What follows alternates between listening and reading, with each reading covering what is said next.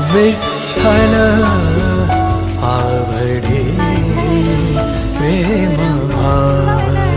आजचा जो पर्व काळ आहे उत्तमोत्तम शिवरात्री अत्यंत उत्तम आहे। फार मोठं पर्व मांगल्य आहे शिवरात्रीचा उत्सव।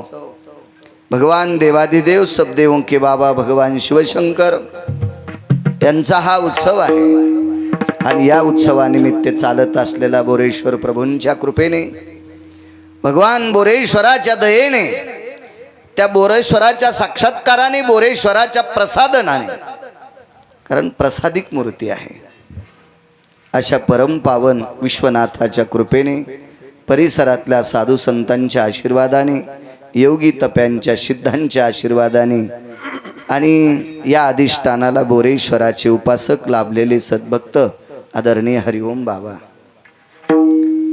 त्यांच्या या असीम प्रयत्नातून चालत असलेला हा भगवान शिवजींचा उत्सव आहे। खूप सात्विक, सदाचारी, पुण्यशील, निराभिमानी, भोगविरहित, भोगाच्या बाबतीत जर विचार केला तर मी त्यांच्या पायाला चिटकलेल्या मातीची पण बरोबरी मी करू शकत नाही। उन्हाळा असो, हिवाळा असो, पावसाळा असो, याच अवस्थेत आजही त्यांची परिस्थिती आहे। एखादा निष्ठावंत वारकरी आला असेल, त्याच्या पुढे लोटांगण घालणे, त्याचा दोष न पाहणे, त्याच्या गुणदोषाचा कसल्याही प्रकारचा विचार न करणे, त्याच्या गळ्यातली तुळशीची माळ, रुद्राक्षाची माळ, कपाळाचा गोपीचंद, बुक्का इतकं पाहून मातुड्यात त्याच्या पुढे लोटांगण घालणारा एक निष्ठावंत वारकरी माझ्या बोरेश्वराचे उपासक सद्गुरू हरिओम बाबा। मी तसा रगील माणूस आहे, मला काय अशी भीती वाटत नाही कोणाची, काय नाही, पण मी फक्त भीतो अशा सात्विक लोकांना। बाकी किवडा जरी रावणा इतका श्रीमंत आला तरी मला काय त्याच्या कपाळाला कपाळ घासायचं नाही आणि तो बी भडवा मला काय देणार नाही, मी बी भिकारचोट नाही त्यांना आलाय काल मागायला। माझ्या पांडुरंगाने, माझ्या बोरेश्वराने मला यथासांग दिलेला आहे। मी फक्त भीत असेल तर निष्ठावंत वारकऱ्यांना भेटतो। वाक्य नीट ऐका, महाराजायला बी भेट नाही। महाराज भोगवादी असू शकतात, महाराज चंगळवादी असू शकतात, महाराज पैसे झाल्यावर चुकीचे कामं करू शकतात, पहिल्या 3-3 सोडून 5वी करू शकतात, महाराज काही पाप करू शकते, पाप करत नाही ते फक्त वारकरी। आणि म्हणून त्या वारकऱ्यांना फक्त भीतो। एक महाराज म्हणला माझ्याकडे लय भारीची गाडी आहे, घाल मग आमच्या अंगावर। त्या गाडीचा आणि याचा काय संबंध आहे? माझ्याकडे एवढे पैसे आहेत, कोणाकडे पैसे आहेत त्याचा काय विषय नाही, नाही भ्यायचं कोणाला, भ्यायचं फक्त तुम्हाला एक सांगतो, तुमच्या पायाला स्पर्श करून विनंती करतो, फक्त जीवनात अपमान करू नका वारकऱ्याचा। वाका मायबापाच्या पुढं, वाका देवांच्या पुढं, वाका ज्ञानोबराय तुकोबरायांच्या पुढं, आणि त्याच्यानंतर जर पुढं वाकायचं असेल तर महाराजांच्या पायावर वाकूच नका, वारकऱ्यांच्या पायावर वाका। विठाला विठाला, कारण विश्वाच्या मालकाचं शुद्धांतकरण एक तत्व होतं देवाच्या मालकाचं, ते तत्व म्हणजे संत शिरोमणी निळोबाराय। मस्तक हे पायावरी, मस्तक हे पायावरी, वारकरी संताच्या, वारकरी संताच्या,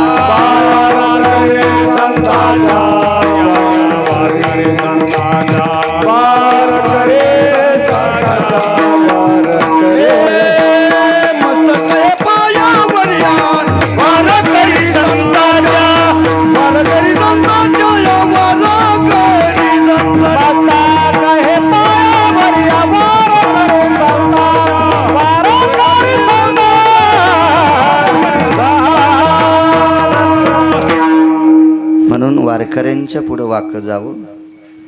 माझ्या बोरेश्वराचा, विटेवरच्या मालकाचा निष्ठावंत उपासक असे परमश्रद्धेय हरिओम बाबा वारकरी आहेत।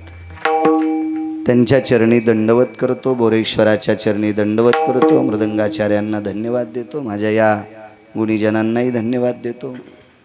गाय नक्षत्रातली बुलंद तो प्रकाशजी महाराज आहेत, त्यांनाही धन्यवाद. साऊंड सिस्टीमवाल्यांना सुद्धा कोटी कोटी धन्यवाद. भगवान बोरेश्वराचे उपासक तुम्ही एवढ्या मोठ्या गर्दीनं जमा झालात अशा पर्वणीवर. या शिवरात्रीच्या पर्व काळावर भगवान बोरेश्वराच्या दर्शनाकरता 2 तासाकरता नामचिंतन ऐकण्याकरता आलात. तुमच्यातही बोरेश्वराचा अधिष्ठाने मंडपात बसलात तोपर्यंत प्रभू तुम्ही महेशाची मूर्ती म्हणून तुमच्या चरणी साष्टांग प्रणिपात करतो आणि माझ्या अभंगावर येतोय विठाला विठाला.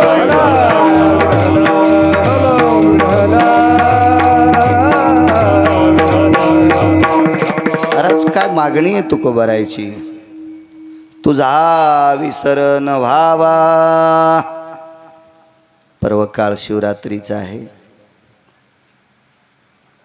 महाराज, या 2 मालकांचा ज्यांना विसर पडत नाही ती माणसं फार मोठी असतात. विटेवरचे मालक आणि काशीतले मालक. विसर न पडणे म्हणजे नित्य अंतःकरणात ह्या दोघांना ठेवणे, देखावा करणे नाही.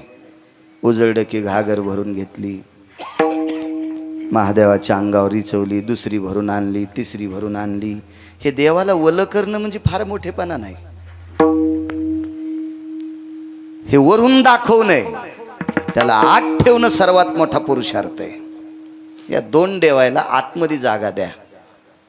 पंढरीतल्या मालकांना आणि भगवान बोरेश्वर म्हणजे काशीतले मालक आहेत. या 2 मालकांना जागा देताच आली. तो डोक्यावर बी देऊ नका, खांद्यावरही देऊ नका. ते रिकामे नाहीत कोणाच्या डोक्यावरून खांद्यावर बसायला. तुम्हाला भाव असेल, श्रद्धा असेल तर तुमच्या अंतःकरणात जागा द्या. आणि या 2 देवायला ज्याने अंतःकरणात जागा दिली त्याच्याकडे तो बघतो. मग आपली चिंता तो करतो. तुझी चिंता त्याशी सर्व आहे, आपली ती चिंता करत असतो. जागा द्यावी. पर्वकाळ शिवरात्रीचा आहे. महाराज, याही मालकाला अंतःकरणात ठेवण्यात किती मोठं रहस्य आहे. दिवर नावाचा एक व्यक्ती होऊन गेला. सात्विक सदाचारी पुण्यशील पावन आहे असं भगवान बोरेश्वरांचं जसं जाज्वल्य प्रसादिक लिंग आहे, पिंड आहे, अशी एक पिंड त्याच्याकडे सुद्धा होती. एकदम साध असं कौलाचं घर, छोटंसं मंदिर, बारीकसा गाभारा, आणि त्याच्यामध्ये तो भगवान शिवजीची उपासना करायचा. रात्रंदिवस अंतःकरणात त्याच्या शिवजीच होते.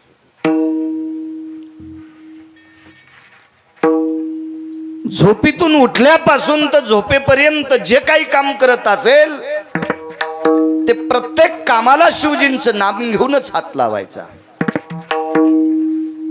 आपल्याकडे दंडक दिलाय, वदनी कवळ घेता नाम घ्या श्रीहरीचे. घात जरी तोंडात टाकायचा असेल तरी भगवंताचं नाव घ्यायचं सांगितलं. मोठी मोठी लोक जीवनभर त्याला अंतःकरणात ठेवतात, त्याला विसरत पडू देत नाही. सिंक जांभई खोकला तुका वेळ वाया. फक्त शिंकन जांभई जळ आली तर याच्या व्यतिरिक्त सारखा अंतःकरणात जगाचा बाप आहे काही लोकांच्या. आणि म्हणून त्यांच्यामुळे हे विश्व अस्तित्वात आहे. हे कधी मधी लटकपटक देवाचं भजन करणाऱ्यांवर विश्व अधिष्ठित नाही. आपली निष्ठानिष्ठीचा परमार्थ निष्ठावंत साधकांच्या जीवनात नितांत विश्वाच्या मालकाचा अधिष्ठान आहे. म्हणून हे विश्व टिकून आहे. सारखा देवांत करणात. रोज सकाळी स्नान झालं की एक घागर खांद्यावर घ्यायची, पाण्याची भरलेली, आणि गंगेवरनं घरी येत असताना बाजूला उजव्या हाताला एक मशानभूमी होती, आणि त्या मशानभूमीतून मेलेल्या माणसाला जाळलेली एक चिमूटभर राख येताना तो घरी घेऊन यायचा. नित्य अंतःकरणात ठेवणारी माणसं किती अधिकारी असतात. तुझा विसर न व्हावा. तशी मागणी तर विटेवरच्या मालकाची आहे, पण विटेवरच्या मालकाने बोरेश्वराला डोक्यावर घेतलेलं आहे. तुम्ही टाळू चापून पा पंढरपुरातल्या मालकाची. पंढरपुरातल्या मालकाच्या टाळूवर भगवान शंकरांचं शिवलिंग तुम्हाला दिसेल, हाताला स्पर्श लागेल, कारण डोक्यावर घेतलं मालकाला. याच्या पलीकडे सांगू का, भगवान शिवजींमुळेच तुम्हाला भजन, मला कीर्तन आणि तुम्हाला पक्वाद. शिवजींची कृपा नसती तर आपल्याला कोणालाही भजन करता आलं नसतं, पक्वाद वाजीला आला नसता, कीर्तन करता आलं नसतं. वारकरी संप्रदायाचे संस्थापक अध्यक्ष बोरेश्वर भगवान येतं, कारण वारकरी संप्रदायाची स्थापनाच बोरेश्वरानं केली, विश्वनाथानं केली. हे गिरगावचा बाळू सांगतो म्हणून ऐकायचं नाही, हे पैठणच्या मालकांचं वाक्य आहे. एका जनार्दनी वैष्णव, एका जनार्दनी वैष्णव, शिरोमणी महादेव, शिरोमणी महादेव,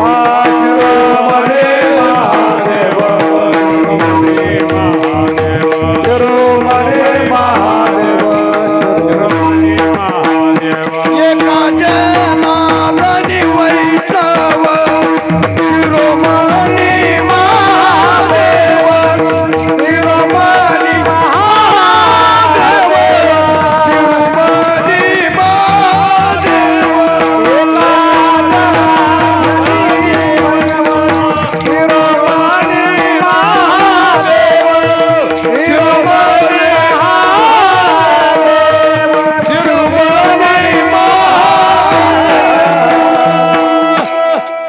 या संप्रदायाचे संस्थापक अध्यक्ष भगवान शिवशंकर आहेत.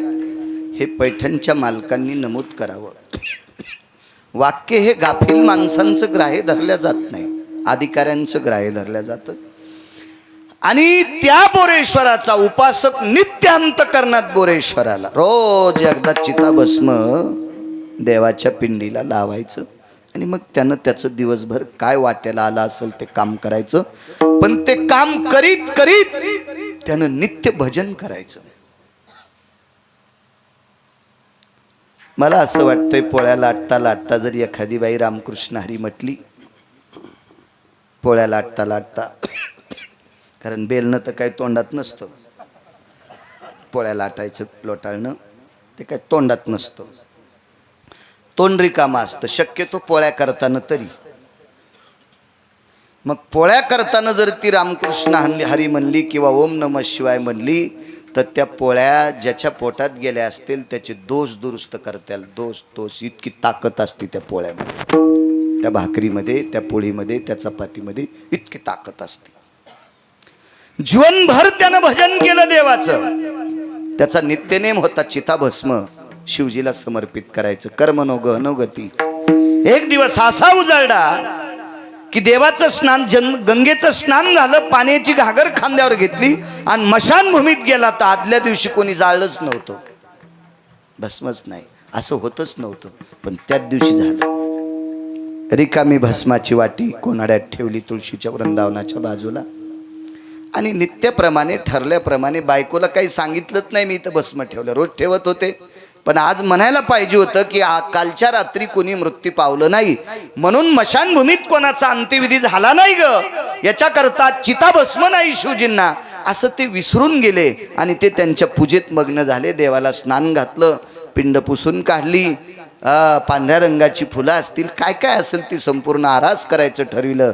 आणि आवाज दिला, प्रिये, ए लक्ष्मी, अगं भस्म घेऊन ये ग, असा आवाज दिला. महाराज ती काय सात्विक माऊली असेल, किती सदाचारी असेल, किती पुण्यशील असेल, किती पावन असेल ती माऊली. आणि ती आवाज आल्याबरोबर हातातलं काम सोडून त्या कोनाड्याकडे गेली. त्या वाटीत बघितलं तर त्या वाटीत काहीच नव्हतं. ती वाटी कोरडी होती. रोजची रोज गंगेतून धुवून आणायची आणि नवचिता भस्म आणायचं होतं, पण तिला पांढरं सुद्धा लागलेलं नव्हतं. एखाद्या वेळेस भस्मानं भरलेली जरी वाटी असती तर तितकंच वाटीला असं बोट पुसून तो पांढरा भस्म शिवजीला समर्पित केला असता, चिताभस्म. पण वाटी सुद्धा धुवून आणली होती गंगेतनं. दुसरा आवाज आला, अगं किती वेळ लावते, घेऊन ये ग भस्म, तुझा विसर न व्हावा याच्यावर सांगते. दुसराही आवाज पडला. बाई थरथर कापत होती. मालकाने आपल्याला 2 आवाज भस्मा करता दिलेत, पण भस्मच आणलं नाही मालकानं, मी दिनार तरी कशी. एक सांगू का तुम्हाला, आपण जर असं करीत असू आणि आपण आपल्या बायकोला आवाज द्यायला भस्म घेऊन ये, तर आपली म्हणली असती तुला फुकू का.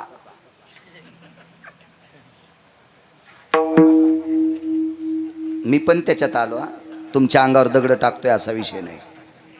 आपली म्हणली असती कोणी मेलच नाही ना, काल मशानात अंत्यविधी झालाच नाही ना, तुम्ही चिता भस्म आणलत नाही, मग देऊ कसलं, निदान इतकं तरी आपली म्हणली असती. ती बाई तेवढं सुद्धा बोलली नाही. बाई मनाला खात होती, मालक कसे विसरले असतात, त्यांना कसं कळत नसेल की त्यांनी भस्म आणलंच नाही, वारंवार मला आवाज कसा देतात. तिसरा आवाज आला तर करू काय. 2 आवाजापर्यंत ठीक होतं, कारण कपाळावर कुंकू असलेल्या, वाक्य नीट ऐका, कपाळावर कुंकू असलेल्या सात्विक सदाचारी पुण्यशील बाईनं नवऱ्याचा तिसरा शब्द मातीत जाऊ दिला नाही पाहिजे. तिला प्रसन्नपणाने कपाळावर कुंकू लावण्याचा अधिकार आहे. ती कोणतंच वाक्य नवऱ्याचं ऐकत नसेल तर तिनं कपाळावर कुंकू लावणं म्हणजे कुंखाचं पिठलं करून कपाळाला चिटकी नाही. महाराज अधिकारी लोकांसाठी असते, ते तुमच्या माझ्यासाठी नाही.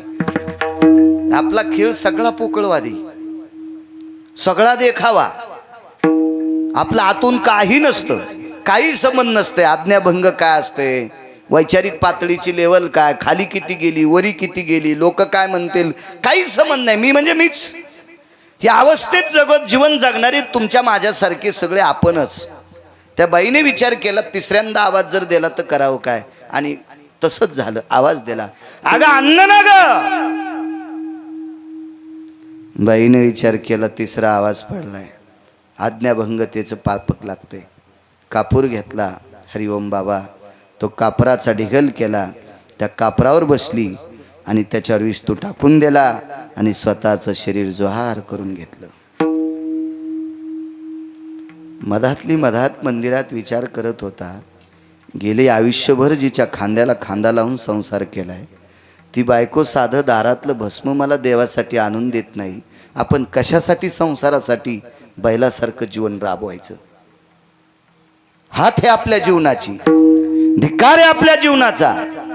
जी आपल्याला दारातलं तुळशी वृंदावनाच्या बाजूला ठेवलेल्या कोनाड्यातली वाटी भस्माची आणून देत नाही, तीन आवाज देऊन आपण या संसारासाठी बैलासारखं राबायलो, असा त्यानं विचार केला. पण भस्म आणलंच नव्हतं त्यानं, हे कुठं लक्षात आहे. अनावधानानं विसरून गेला आणि हयातून थकून मंदिराच्या गाभाऱ्याच्या बाहेर आला तर तुळशी वृंदावनापाशी दिव्य तिच्या शरीराचा सुगंध येत होता. पाहिलं तर राखुंड्याचा ढिगल पडलेला होता. राखुंड्याचा ढिगल पडला होता. लक्षात आलं, कालच्या दिवशी एकही इथे माणूस मृत्यू न पावल्यामुळं मशानभूमीत अंत्यविधी झाला नाही, आणि अंत्यविधी न झाल्यामुळं मी वाटी गंगेतनं धुवून आणली, पात्रामध्ये भस्म नव्हता. आणि आपण पत्नीला आवाज दिला, 3 आवाज दिले, ती आणील कुठून, आणि मग तिनं स्वतःच्या शरीराचं जोहार करून घेतलं. काय पत्नी असेल महाराज. आणि त्या राखेमध्ये जाळलेल्या अस्थिच्या त्या पुंजामध्ये असा हात घातला आणि मूठ भरून चिताभस्म घेतलं. हे चिताभस्म ज्या वेळेला असं भरून घेतलं हातामध्ये, विठाला विठाला विठाला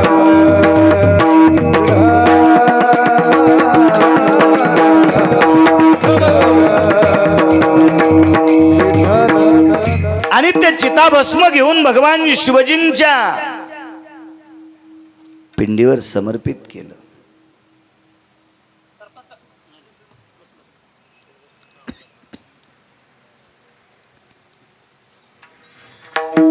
त्या मुठभर राखेतनं एक कंगन खाली पडलं. ते सौभाग्याचं कंगन होतं, अक्षयी चुडा होता. महाराज, मालकावर इतकी निष्ठा असलेली बाई आपल्या पतीचा नियम मोडू नये याच्याकरता स्वतःच्या शरीराची राख केली. काय पतिव्रता स्त्री असेल, तिची देवावरी सत्ता. तुका म्हणे पतिव्रता तिची देवावरी सत्ता. महाराज बेल किती महादेवाला वाहला, पांडुरंगाला मंजुळ किती वाहली, आपण किती ग्रंथाचं पठन केलं, हरिपाठ किती बाऱ्या म्हणतो, तुळशीला प्रदक्षिणा किती करतो, त्यापेक्षा आपल्या भारतीय संस्कृतीचे आपण नियम किती पाळतो हा महत्वाचा मुद्दा आहे. महाराज ज्वार करून घेतला आपल्या पतीचा नियम मोडू नये. गेल्या 30-35 वर्षाची परंपरा, आज जर चिताभस्म नसतं तर आपल्या पतीचा नियम मोडून गेला असता, म्हणून स्वतःचं शरीर जाळून घेतलं आणि त्याच्यातली मुठभर राख मग नवऱ्याने भगवान शिवजीला अर्पण केली, बोरेश्वराला, विश्वनाथाला. त्याच्यातून एक बांगडी पडली, कंगन पडलं. श्रुतीने प्रश्न केला, जिथं स्वतःचं शरीर पेटून घेतलंय तिच्या हातातली बांगडी का जळाली नाही? माझ्या लहानपणी आम्ही बांगड्यांचं तोरण करायचो. लग्न कार्य असलं की कासार दादा बांगड्या भरायचे आणि त्या फुटलेल्या बांगड्याचं असं कोपऱ्यात गोठोडा असायचं, ते नेऊच द्यायचं नाही, ते ठेवून घ्यायचं. आणि त्या बांगडीचा एक भाग दिव्यावर ठेवला राखेलच्या आणि इकून दाबलं की ते काच इतका वितळतून मग इकडचं तोंड मिटतं. म्हणजे त्या काचाचं पाणी होतं छोट्याशा मिनमिनत्या दिव्यावर. तर मला सांगा, प्रेत जळेपर्यंत अग्नी किती वाढला असेल, त्या बांगड्याचं पाणी होतंय, पण पतिव्रतेचे कंगन जाळायची ताकद अग्नीत नाही. पतिव्रतेचं मंगळसूत्राचा दोरा सुद्धा जाळायची अग्नीत ताकद नाही. अग्नीत ठराविक लोकांना भेटतो, साध्वीला भेटतो, वारकऱ्याला भेटतो आणि पतिव्रतेला भेटतो. मी दुपारी कीर्तनात बोलून गेलो, ढवळेवीर नावाचं गाव आहे खानदेशमध्ये. त्या खानदेशमध्ये ढवळेवीर नावाचं गाव, तिथं रुक्मिणी नावाची एक माऊली होऊन गेल्या. फक्त हळदीचा डाग होता आणि तेवढाच हळदीचा डाग, आणि माहेरी आल्या, अख्खं जीवन माहेरात ज्ञानेश्वरीवर गाथ्यावर प्रेम केलं. आणि ज्ञानेश्वरी आणि गाथा जीवनभर अंतकरणात ठेवला. 2 वेळेची भाकरी घरातली लोक देत होते. कालांतरानं ती रुक्मिणी नावाची स्त्री हरिओम बाबा जात राहिली. त्या माऊलीचा अंत्यविधी झाला. 2ऱ्या-3ऱ्या दिवशी राख सावडायला गेल्याच्या नंतर गळ्यातली तुळशीची माळ दोऱ्यासह सापडते आणि आस्ती विरून गेल्या. औषधाला आस्ती सापडली नाही, फक्त गळ्यातली तुळशीची माळ आणि तो दोऱ्यासह ती माळ सापडे. आज ढवळेवीर नावाच्या गावात खानदेशमध्ये फक्त त्या तुळशीच्या माळीची रुक्मिणी माऊलींची समाधी आहे. जाळू शकत नाही अग्नी, भीतो वारकऱ्यांना. पुन्हा एक मुद्दा पहा, इकडे खाली सोलापूर भागामध्ये, धाराशिव भागामध्ये वारकरी संप्रदायातलं एक गोड साधरी रत्न होऊन गेलं.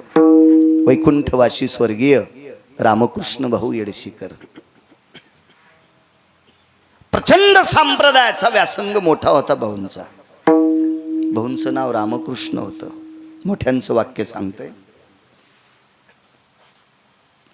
गुरुवर्य वैकुंठवासी रामकृष्ण भाऊ येडशीकर जात राहिले. लक्षावधी टाळाच्या, मृदंगाच्या, वारकऱ्याच्या, विटेवरच्या मालकांच्या, काशीतल्या मालकांच्या जयघोषाने स्वर्गीय रामकृष्ण भाऊंचा अंत्यविधी पार पडला. आणि आस्ती संचयाच्या कार्यक्रमाला ज्या वेळेला पुन्हा 2ऱ्या-3ऱ्या दिवशी सगळी लोक जातात, त्यावेळेला भाऊंची कवटी जशाला तशी हरिओम बाबा सापडली, पूर्ण जळून गेलेली पांढरी शुभ्र कवटी सापडली. पण भाऊंच्या कपाळावर त्यावेळेला 10-5 क्विंटल नारळ पडले असतील, कितीतरी कापूर पडला असेल, कितीतरी गावरान तूप पडला असेल, राळ पडली असेल, गौऱ्या पडल्या असतील, चंदनाची लाकडं पडली असतील, दुसरी सुद्धा जांभळ्या आंब्याची लाकडं पडली असतील. आणि इतक्या लाकडात जळालेलं पार्थिव त्या कपाळावर, कवटीवर नाव कोरलेलं होतं, रामकृष्ण. उपजताच त्यांचं नाव रामकृष्ण भाऊ येडशीकर. अख्खं शरीर जळालं, पण नाव जशाला तसं साबूत राहिलं. अग्नी वारकऱ्याला भेटतोय, अग्नी साध्वीला भेटतोय. सतीनं देखे अग्न. महाराज सतीचं शरीर अग्नी पाहू शकत नाही. मी दुपारी बोलून गेलो, कासारवाडी नावाचं गाव आहे गंगाखेड तालुक्यामध्ये. वैकुंठवासी मारोतराव महाराजांची बऱ्या काळ त्या माऊलीनं सेवा केली. त्याही माऊलीला हळदीचा डाग होता. आणि काय नवऱ्याला आवडलं नसेल, हळद फेडायच्या आत माहेरी आल्या आणि त्या दिवसपासून सासरी गेल्याच नाही. जीवनभर भजन केलं. भाऊजायाच्या हाताखाली, माहेरातल्या लोकांच्या हाताखाली राब राब राब राब राब पडलेलं काम त्या माऊलीनं केलं. आपल्या बाबांकडे आलेल्या वारकऱ्यासाठी स्वयंपाक करायचा. विनंती करून पंढरपूरची वारी केली. त्या बाईचं नाव होतं जाईबाई नावाची माऊली. आणि ज्या वेळेला ह्या जाईबाई नावाच्या माऊली जात राहिल्या, त्यांचा अंत्यविधी झाला. महाराज नुसता हळदीचा डाग होता. हरिओम बाबा, त्या माऊलीच्या गळ्यातला दोऱ्यासह पोत सापडली. सावडायच्या दिवशी दोऱ्यासह. आज मारुतीरायाच्या मंदिरात एक छोटीशी समाधी आहे त्या माऊलीची. आपल्या मराठवाड्यातली बाई आहे. महाराज, हे सांगणारी पाहणारी लोक आज जिवंत आहेत. महाराज, अधिकारी लोकांचा पुरुषार्थ इतका मोठा असतो, देखावा करणाऱ्यांचा नाही. अधिकाऱ्यांचा पुरुषार्थ, महाराज विटेवरच्या मालकाला, बोरेश्वराला आवडणाऱ्या लोकांचा एवढा दर्जेदार पुरुषार्थ असतो, इतका दर्जेदार. मग जिनं स्वतःच्या पतीचा नियम मोडू नये, तिनं स्वतःचं शरीर जोहार केलं, तिचा काय दर्जा असेल, टेलर काय अधिकार असेल तिचा. आणि मग भगवान विश्वनाथ, भगवान बोरेश्वर प्रगट झाले आणि त्या धिवराला आलिंगन दिलंय. आलिंगन दिलं, आलिंगन दिलं. 10 भुजांनी आलिंगन दिलं. भगवान शिवजीनं आलिंगन दिल्याबरोबर हृदयाला डोकं लावून तो धिवर उकसाबुकसी रडत होता. भगवान बोरेश्वराने विश्वनाथानं विचारलं, बाळा का रडतो? काही नाही प्रभू, गेल्या इतक्या दिवसापासून तुम्हाला अंतकरणात ठेवलं. रात्रंदिवस तुम्ही अंतकरणात होतात प्रभू. तुमची पूजा करत असताना तुमच्या नामावळीत, तुमच्या भजनात वितका व्यस्त राहिलो. मला कळालं नाही, कालच्या रात्री गावात कोणी मेलच नाही प्रभू. तुमच्या भजनात इतका दंगून गेलो, मला कळालं सुद्धा नाही. अंत्यविधी कोणाचाच झाला नाही. मग भस्म तरी कसं सापडेल? देवा, तुमच्या नामात मी इतका वेगळं झालो, इतका तल्लीन झालो, इतकं तुम्हाला अंतकरणात ठेवलं, भस्म आणलंच नाही, विसरून गेलो. आणि पत्नीला 3 आवाज दिले प्रभू, 3 आवाज दिले. काय तुमच्या नामात वेगळं होतो देवा. आणि 3रा आवाज, पतीची आज्ञा भंग होऊ नये याच्याकरता स्वतःच्या शरीराचं जोहार केलं. प्रभू, गेल्या 30-35 वर्षाचा मोडणारा नियम, चालत असलेला नियम आजच्या तिथीला मोडा असता, पण ते केवळ माझ्या पत्नीनं स्वतःच्या शरीराची राख केली आणि तो नियम आज शाबूत ठेवला. देवा, आता हा नियम शाबूत ठेवण्यासाठी पाठीमागं कोणी नाही, त्याच्यापेक्षा मला घेऊन जाय. भगवान शिवजीनं हृदय धरलं, मिठी मारली आणि एकच विचारलं, तुला पाहिजे काय? प्रभू, एकच करा. गेल्या 35 वर्षापासून चालत असलेला नियम जिच्यामुळं चालू राहिला, तिनं जर जोहार केलं नसतं तर आज तुम्हाला चिताभस्म समर्पित करायचा नियम मातीत गेला असता. त्या पत्नीमुळं नियम साबूत ठेवलाय, मला तीच परत देऊन टाका. आणि जशाला तशी त्या धिवराची पत्नी भगवान विश्वनाथानं, बोरेश्वरानं परत केली. महाराज, ताकद कशाची आहे? अविरत त्याला ध्यानात ठेवल्यामुळं, अविरत त्याला अंतकरणात ठेवल्यामुळं, एका क्षणा इतका त्याचा विसर न पडल्यामुळे विश्वनाथाने त्या भक्तावरती कृपा करावी. म्हणून मालक पहिल्या कडव्यात म्हणतात,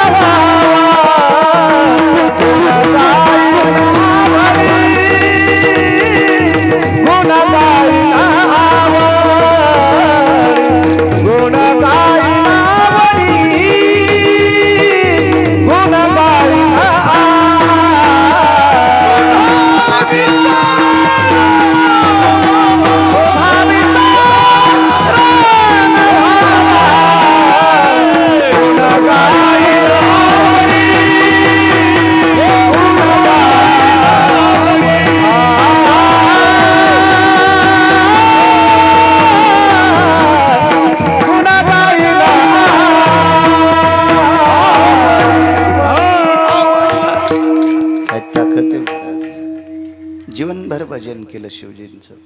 आज पर्व काळ आहे शिवरात्रीचा. हरिओम बाबा एक वेश्या व्यवसाय करणारी बाई होती, वेश्याचा धंदा. किती मान्यता देता तुम्ही तिला?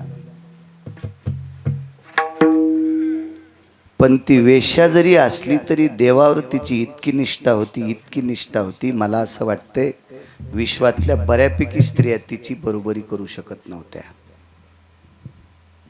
कुटुंबात वावरणाऱ्या, तुमच्या माझ्यासारख्या घरात राहणाऱ्या बायका सुद्धा तिची बरोबरी करू शकत नव्हत्या, इतकी तिची निष्ठा होती. व्यवसाय तिचा वेश्येचा होता, वारांगणा होती. नियम काय होता सांग?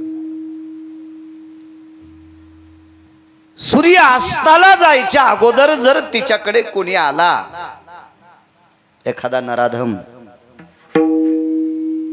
तर त्या वेश्येनं त्या व्यक्तीची रात्रभर सेवा करायची. आणि प्रकाश बुवा, सूर्य मावळल्याच्या नंतर तिच्याकडे एखादा व्यक्ती एक ट्रक भर जरी सोनं घेऊन आला तरी त्या व्यक्तीनं त्याला बाप म्हणायचं, बाप, भाऊ म्हणायचं, लेक म्हणायचं आणि दर्शन घेऊन आश्रमातून काढून द्यायचं. अन्यथा राहायचा असेल माझ्या आश्रमात रात्रभर तर बाप होऊन राहाय, माझा भाऊ होऊन राहाय किंवा माझा मुलगा होऊन राहाय, हा तिचा नियम होता. सूर्यास्त झाल्यावर केवढा जरी आला तर केवढा जरी आला. महाराज त्या वेश्येची परीक्षा पाहण्यासाठी नाना प्रकारच्या देवतेनं परीक्षा पाहिली, पण ती नापास झालीच नाही, झालीच नाही. तिचं नाव होतं महानंदा. काय निष्ठा असती काही लोकांच्या जीवनातला नियम असतो. असू द्या, ती वेश्या असेल, तुम्हाला काय घेणं आहे तिचं? पाप उचलायचं काम. काय मागच्या जन्मातलं तिचं असेल याच्याकरता ती त्या व्यवसायात पडली असेल. तुम्ही विनाकारण तिचे वाभाडे काढणं म्हणजे तिचे धुणे धुणे तुमच्या डोक्यावर पाप घेणं. माणसं बऱ्याच वेळेस स्वतःचा पुरुषार्थ मातीत घालतात आणि दुसऱ्याचे उकांडे उकरायचे जास्त नादी लागतात. हे मागच्या जन्मात भडवे कोंबडे होते. कोंबडे अजूनही उकांडे उकरते. तुका म्हणे झाले कोंबड्याची परी, तुका म्हणे झाली कोंबड्याची परी, पुढेची उकरी लाभ नाही,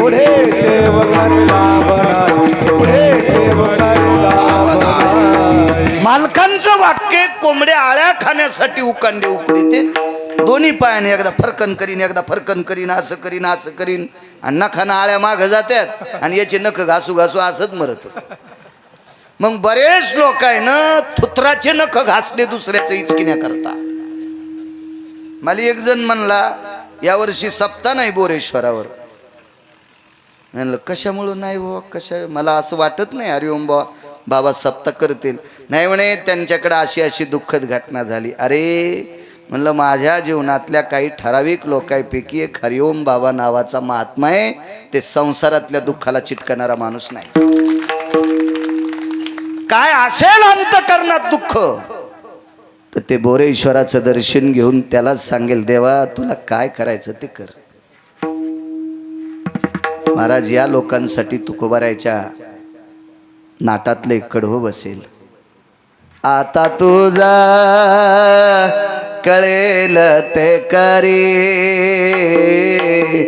आता तुझ कळेल ते करी. तारीशी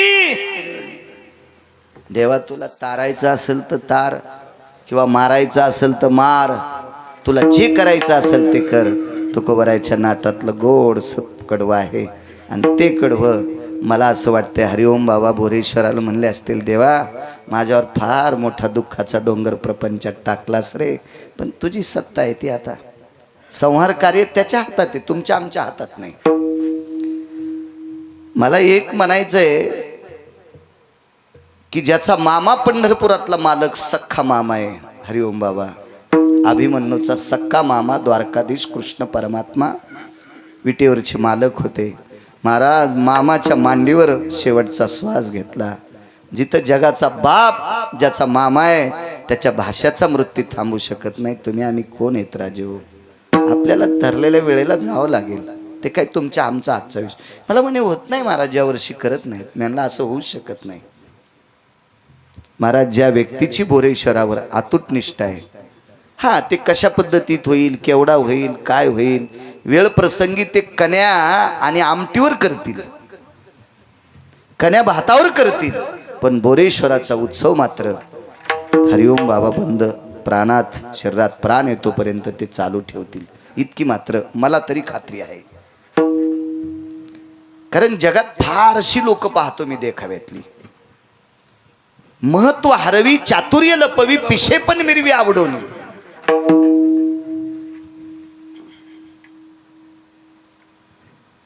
मला बुद्ध्यांक दिला असेल, मला अभ्यास दिला असेल, शास्त्राचा, पुराणाचा, वेदाचा अभ्यास दिला असेल, तरी पण मी एखाद्याच्या पुढे वागताना मी माझ्या शरीराचा विचार करतो. माझे कपडे मळतील का, माथुड्याचा डाग लागेल का.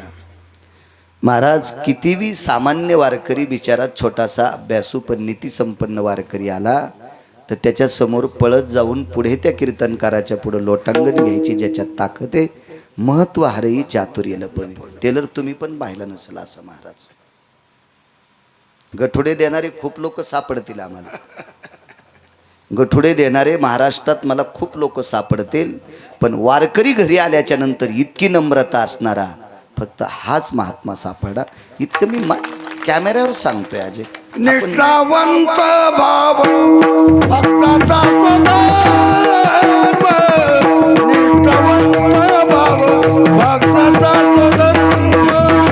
निष्ठावंत भाव भक्ताचा धर्म निष्ठावंत भाव भक्ताचा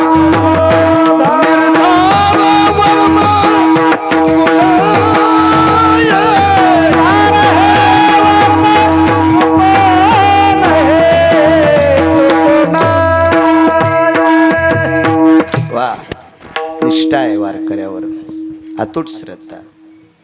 आणि अशी माणसं मनावर रुसतील, देवावर रुसत नाहीत. देवावरी का रुसावे, आपला प्रारब्ध आहे ते. संसारातली खाज गळगे, उन्हाळे पावसाळे, पावसाळे हिवाळे, हे खड्डे खुड्डे, हे जे काही दुःख येत असतात ते आपल्या प्रपंचाचा भोग आहे, आपल्या जीवनातला भोग आहे. विनाकारण देवाच्या डोक्यावर टाकून आपण कुडत बसणं हे मूर्खपणाच्या यादीतले आपण लोक आहोत. विठाला विठाला.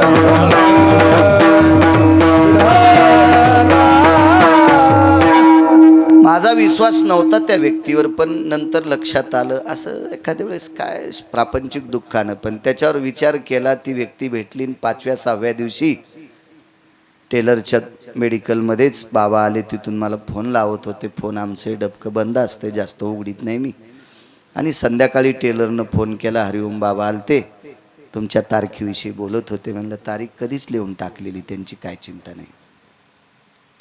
निष्ठा असते एखाद्या व्यक्तीची. चला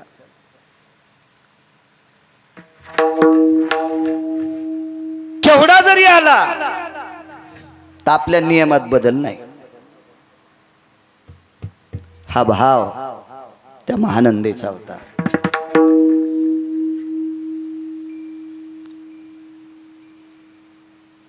ठीक आहे, आपण एखाद्या मोठ्या कुळात असतो, उच्च कुळात असतो, आरेराव तुरेराव आपले कोणी कोणी असतील, तरी पण आपण महानंदेची बरोबरी करू शकत नाहीत. आपण तिच्यासारखा व्यवहार करत नसलो, आपण फार शिष्टाचारात वावरत असलो, तरी आपण महानंदेची बरोबरी करू शकत नाहीत. ऐकायचं असेल खाली येऊन तर राजकीय क्षेत्रातला तुम्हाला चांगला अभ्यास आहे. आदरणीय मंत्री महोदयांचे बंधू आहेत. किती रुपयावर माणसं फुटत आहेत साहेब?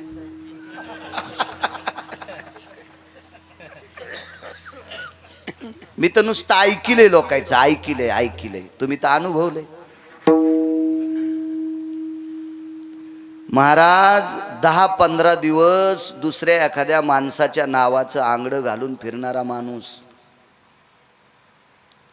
हातात बसतेल इतक्या पैशात अख्खं जीवन त्याचं विकत घेतात राजकीय लोक, अख्खं जीवन.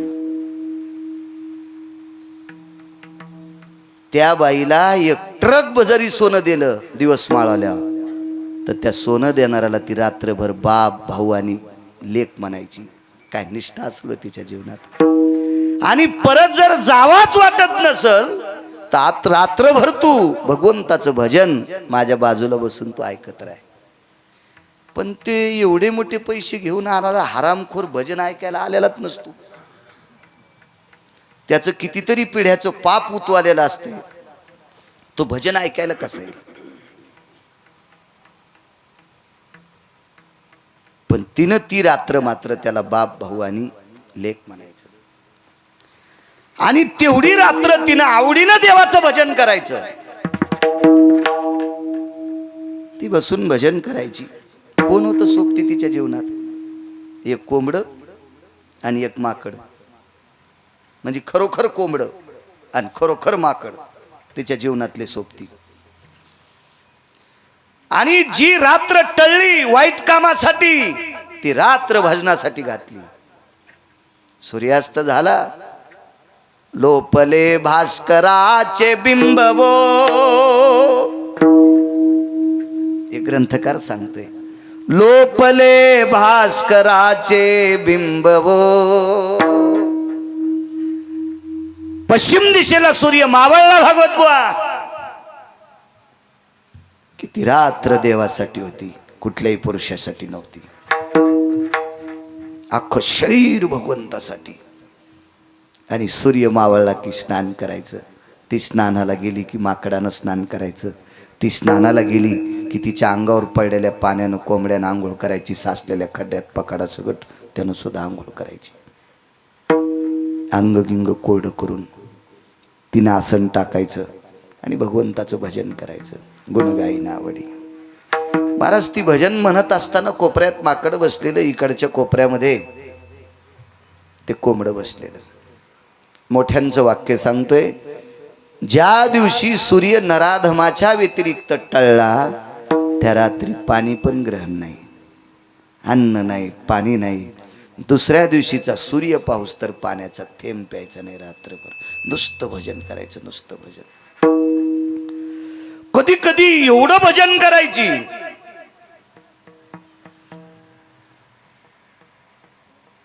की या दोघांना ग्लानी यायची, माकडाला आणि कोंबड्याला. तिनं पाहिल्याबरोबर म्हणायचं, अरे कोण्या जन्मात पाप केलतस रे म्हणून कोंबड झालास, कोण्या जन्मात पाप केलत रे म्हणून माकड झालास. मी कोण्या जन्मात पाप केलं रे म्हणून वेश्येच्या कुळात जन्माला आले रे. अरे इथून पुढचं जीवन गोड करायचं असेल तर तोंडान भजन म्हणता येत नाही तुम्हाला. काय झोपत रे, नाचा, झोप येणार नाही. आणि ती भजन म्हणत असताना ते कोंबडं आणि माकड टाळ्या वाजून, माकड टाळी वाजायचं आणि ते कोंबडं नुसतं नाचायचं. बराच काळ निघून गेला. वयाचा उतार काल संपला, वार्धक्याची दशा आली. आणि एक दिवस विचार केला, भगवान बोरेश्वर काशी विश्वनाथाच्या दर्शनाकरता आपण जावं. महाराज देवाचं भजन करणारी लोक किती अधिकारी असतात, तर त्याच्या सोबतचे पण किती अधिकारी. विश्वनाथाच्या दर्शनाकरता गेली. तिथे गेल्यावर आता काय बरं, जरी अंगावर कपडे थाट वैभव सगळं दर्शनाकरता निघाली. तिथं कोणालाही रोखवत नाहीत, फक्त हिला दोन गोष्टीमुळे रोखवलं, सोबत माकड आणि कोंबड्या याच्याकरता रोखवलं. ए बाई ठैरी का म्हणे, सगळ्या बायका चालल्यात, सगळे पुरुष चाललेत, त्यांना रोखत नाहीत, मला का? ऐका म्हणे बाई, तुम्हाला ह्या दोघांना मध्ये नेता येणार नाही, कोंबड्याला आणि माकडाला मध्ये नेता येणार नाही. शिवरात्रीचा पर्व काळ आहे, याच्याकरता शिवजीवर बोलतोय. समय जाना, समय जाना. आपल्या संप्रदायाचा नियम आहे. पैठणची वारी आली असेल, देहूची वारी आली असेल, आळंदीची वारी आली असेल, पंढरीची वारी आली असेल, तर त्या सप्ताहातल्या कीर्तनकारांनी वारी प्रसंगावर बोलायचं. आपल्याकडं समय सांगितला, समय सांगितला. आज शिवरात्रीचा पर्व काळ आहे, आज भगवान शिवजीवर बोलावं. समय जाना आपल्या शास्त्राचा, वारकरी संप्रदायाचा दंडक आहे. आणि तिनं सांगितलं, अहो हे माझ्या जीवनातले सोबती आहेत.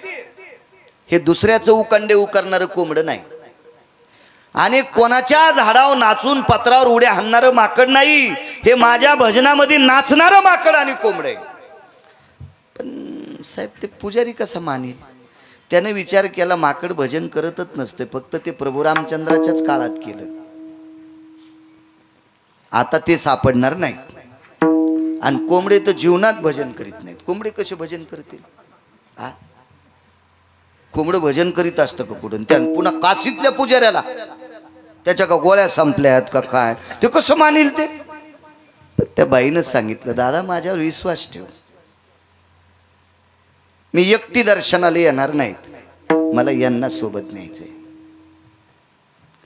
काय त्या पुजाऱ्याला भावला असेल किंवा त्याला तिने इकत घेतला असेल, ते काळ जाणे आणि ती जाणे. मी काय तिथला सरपंच नव्हतो, त्याच्यामुळं इतकं खोलवर मी पण हात घालीत नाही, तुम्ही बी इतक्या खोल जाऊ नका.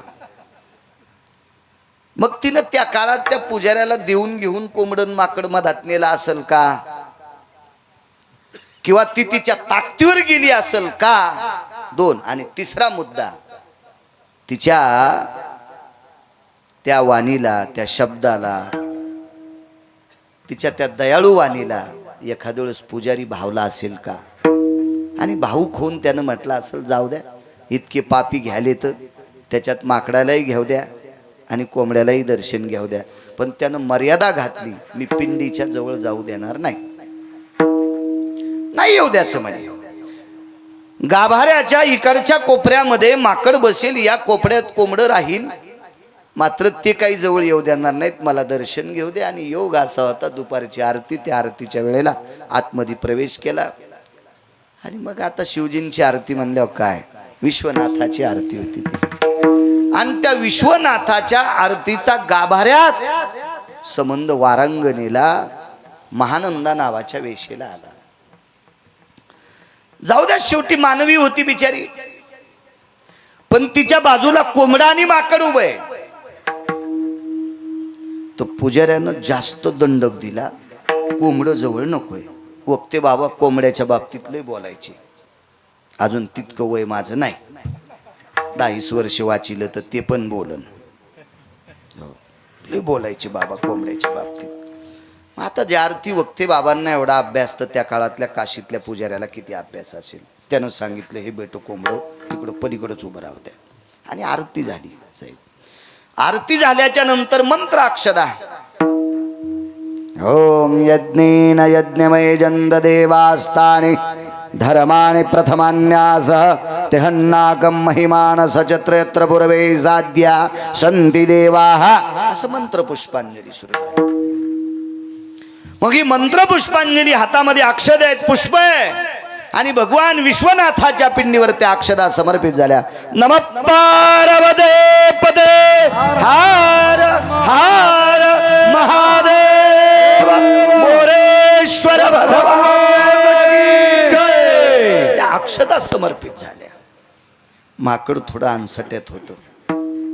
मंत्र अक्षदा तिच्याही अंगावर पडल्या आणि माकडाच्या पडल्या. कोंबड कोपऱ्यात उभं.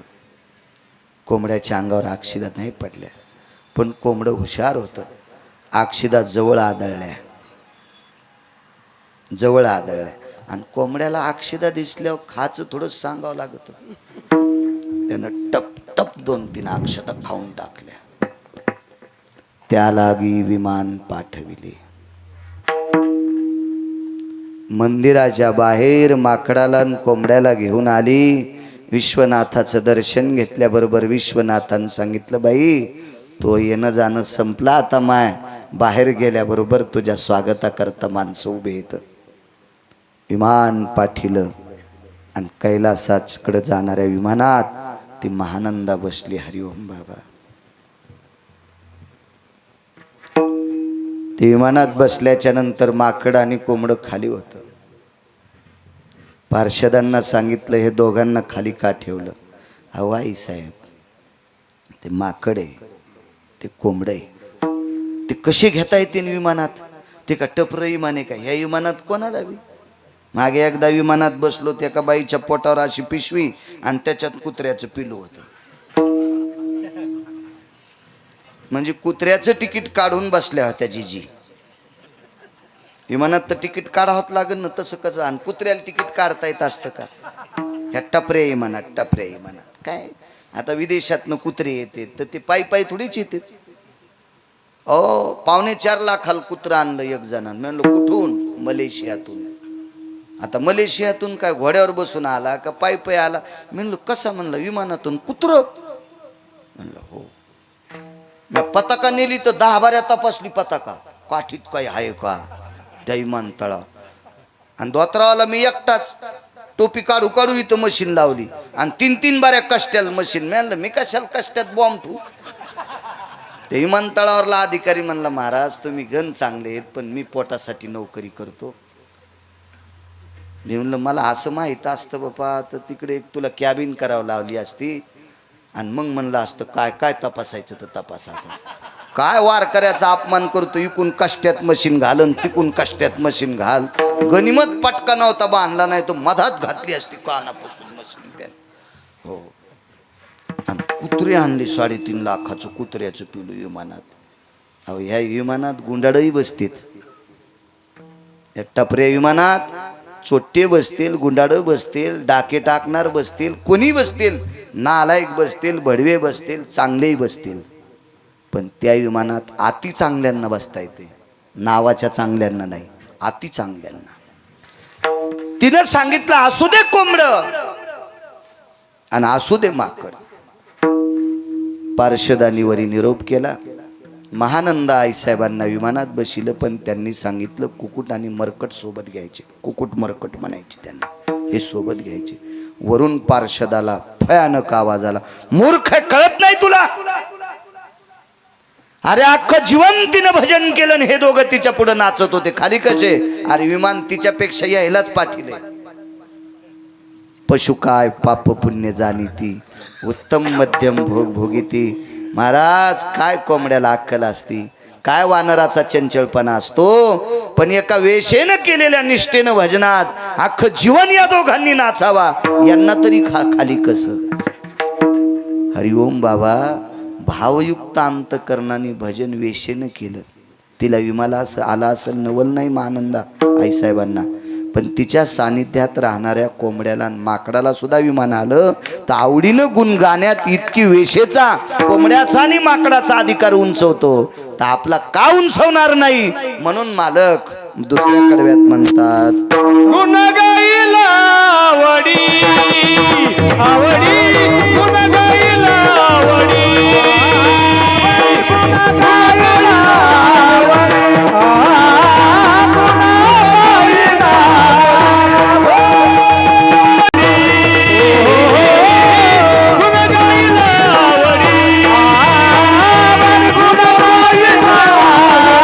आवडी,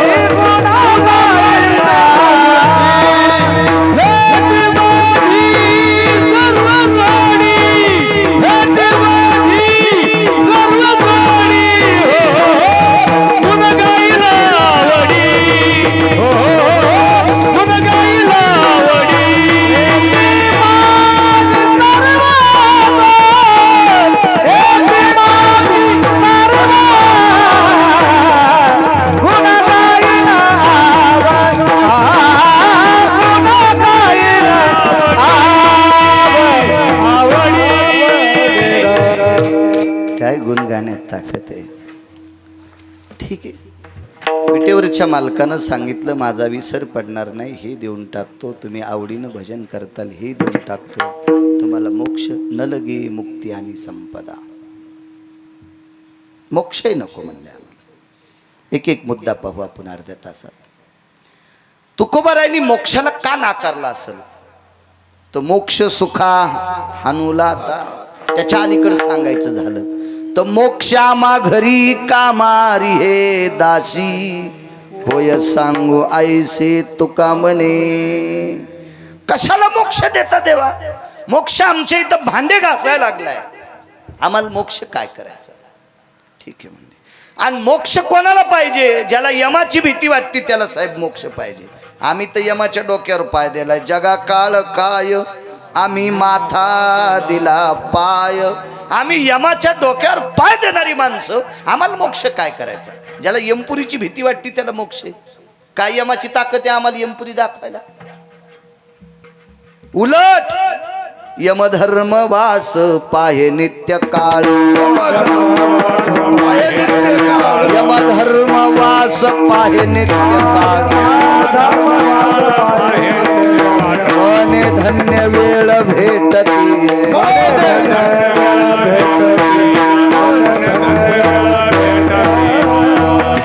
यमधर्म वास पाहे नित्य काळ, मने धन्य वेळ भेटतीये. उलट निळोबाराय सांगतात यम चांगल्या संतांची वाट पाहतो आणि ज्या वेळेला साधू भेटतो साहेब ती वेळ यम धन्य म्हणून लिहून टाकतो. आज मला साधू भेटलाय. आणि यमाला सुद्धा साधूच्या दर्शनाची आस्था आहे. आणि मग साधूला मोक्ष काय करायचा? यमच जर पाय पडत असेल नामधारकाच्या, साधूचा दर्जा फार मोठा आहे. नित्य राम नाम गरजेवानी, तीर्थे यती लोटांगणी, सुरवर लागती चरणी, सवेयम पायवंदी. पैठणचे मालक सांगतात नित्य रे राम नाम गरजेवानी, अविरत जो भजन करतोय, तीर्थे रे येती लोटांगणी, हे जेवढे तीर्थ आहेत तेवढे लोटांगण घालतात. सुरवर लागती चरणी, सवे सवे यम पायवंदी, सर्व देवता पायावर लोळण घालतात आणि यम सुद्धा वंदन करतो. मग एवढा संतांचा अधिकार मोठा आहे, त्याला मोक्ष काय करायचा? तुकोबर आहे म्हणजे नको आम्हाला मोक्ष. संतांना देवता सुद्धा नमस्कार करतात. इतकी मोठी ताकद आहे संत. नकोय मोक्ष, न लगे मुक्ती आणि संपदा. इथं मात्र देवानं थोडस परीक्षा पाहिली आणि विटेवरच्या मालकानं तुकोबरायला प्रश्न केला, तुकोबराय तुम्ही पैसे का नको म्हणता? विश्वातला कोणता यावर पैशाशिव होतोय? अर्थ नावाचा पुरुषार्थ सांगितला. मग तुम्ही का नको म्हणता? तुकोबरायनं सांगितलं जगातला कुठलाही यावर पैशाशिव होत नसेल, पण मला नको, मला नको. बाकी भरपूर महाराज आहेत, गिरगावकरापासून सगळ्याची नाव सांगितले. आपण लोकांची कशाला वाभाडे काढायचे आहे का नाही? हो, आपली पेती उभ्यान टाकून दुसऱ्याची लावतो आड्याहून धाक. एक मन होती माझ्या लहानपणी, दुसऱ्याच्या बाईला म्हणला द्वारकाबाई पदरच नाही घेतला तुम्ही, आणि त्याची बायको वाट्यावर उभं राहून ताक पिऊ लागली जगानं. हो, काही खाली सांडू लागलं, काही पिऊ लागली. आणि मग मंजुळाबाई म्हणल्या मा तुम्ही पायनं उभ्यान ताक प्याली, अर्ध खाली सांडायली. हा, आणि आम्हाला काय धाक लावतो? तसं लोकांना कशाला म्हणायचं? आपण आपल्या नावापासून सुरुवात करायची. तुकोबारायनं सांगितलं देवा मला नकोय. वडिलाची रीत जाणत सो, आमच्या मागच्या बुजुर्गांनी काही नाही मागितलं ना, याच्या करता नकोय. बुजुर्ग कोणाला म्हणायचं? हा धर्म मोडखळीस येऊ नये म्हणून ज्याचा वरदहस्त असतो त्या राजाला बुजुर्ग म्हणतात. त्यांना वडील मागच्यांचं म्हणायचं. हा धर्म भजनाच्या संधेनं, भजनाच्या आत्मीयतेनं, निष्ठेनं पाखंडियाचं खंडन करतो. त्या वारकऱ्याला आधरीव म्हणायचं. बुजुर्ग वडिलाची रीत जाणत असो. मग कितीतरी लोक आहेत, कितीतरी लोक आहेत, त्याच्यातली काही राजे वरे काही ठराविक लोकांची चर्चा झाली गोलोकात. आणि तिथे चर्चा झाल्याच्या नंतर तुकोबाराय म्हणतात देवा या भारत देशाला, या पृथ्वीला लाभलेले काही राजे सुद्धा अधिकारी होते. त्यांनी जीवनात याचाही त्याग केला. काही महाराजांनी केला, काही यत्यांनी केला, काही योग्यांनी केला, काही तप्यांनी केला, काही सिद्धांनी केला. हे आमचे बुजुर्ग आहेत आणि त्यांनी चालवलेली परंपरा मी चालवतो. वडिलाची रीत जाणत सो. एका राजाचं चरित्र आहे का, पुढे सरकतो. वेळ भेटला तर मर्यादा पुरुषोत्तम रामचंद्रांची शिवजीवरची निष्ठा सांगण्याचा प्रयत्न करतो आणि मग वाणीला विराम. कमी करत नाही हरिओम बाबा, काळजी करू नका. कुठंच कीर्तन कमी करत नाही, तर इथं तर कसा करील?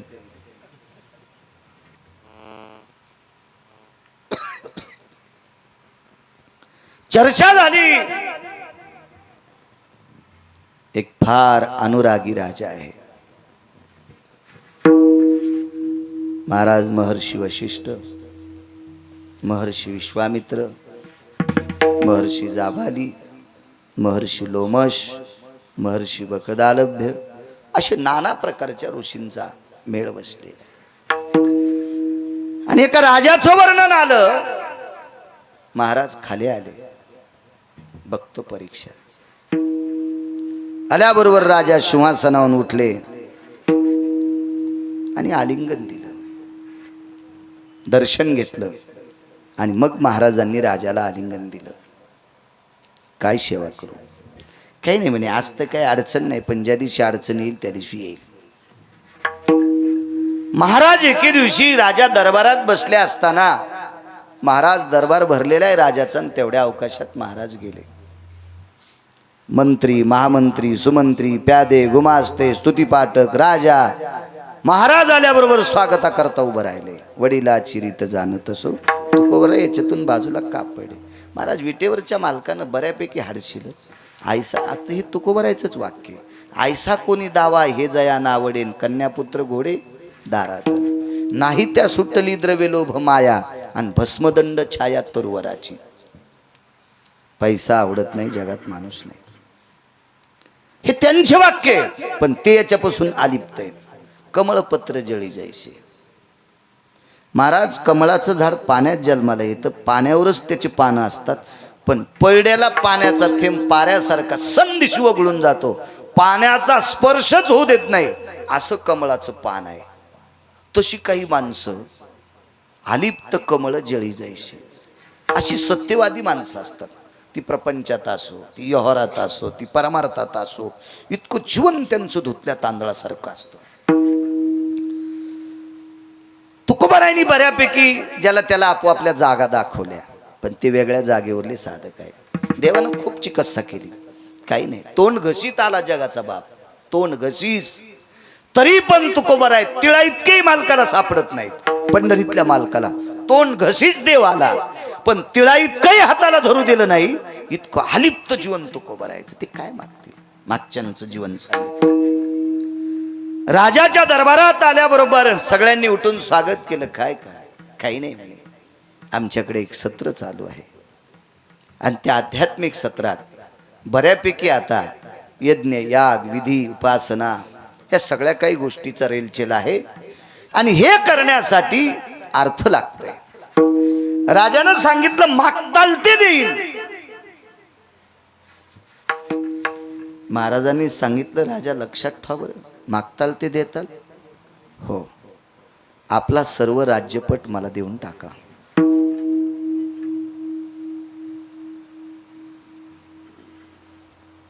भीमराय साहेब, जिथपर्यंत त्या राजाचं राज्याची सीमा होती, हातावर पाणी घेतलं, भर सभेत संकल्प सोडून टाकला, माझ्या राज्याच्या सीमेपर्यंत सगळं राज्य तुमचं.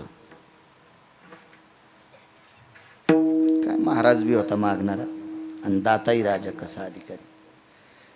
महाराजांनी सांगितलं, राजा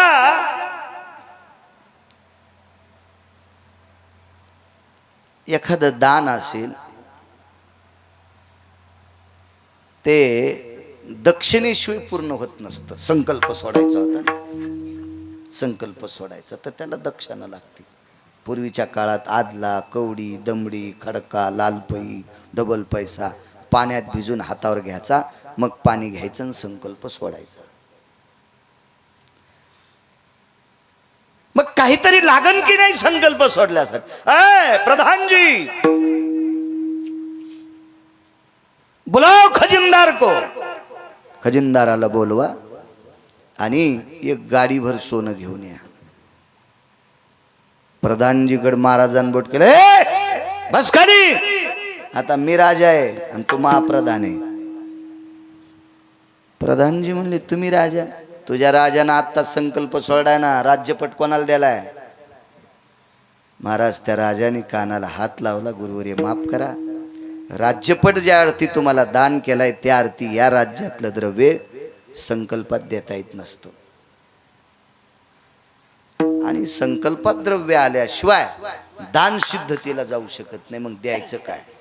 प्रत्येकाचे सिद्धांत वेगवेगळे मांडले, पण पुराणाचा सिद्धांत आहे 3.5 भार सोनं द्यायचं ठरलं. साहेब 3.5 भार. स्वतःचं वजन 2, पत्नीचं वजन 1 आणि 1 भार मुलाचं वजन. राजाचं नाव आहे हरिश्चंद्र राजा, पत्नीचं नाव आहे तारामती आणि मुलाचं नाव आहे रोहिदास. दिवस माळेपर्यंत परवानगी घेतली, सूर्य अस्ताला जाईपर्यंत तुमचं देऊन टाकू.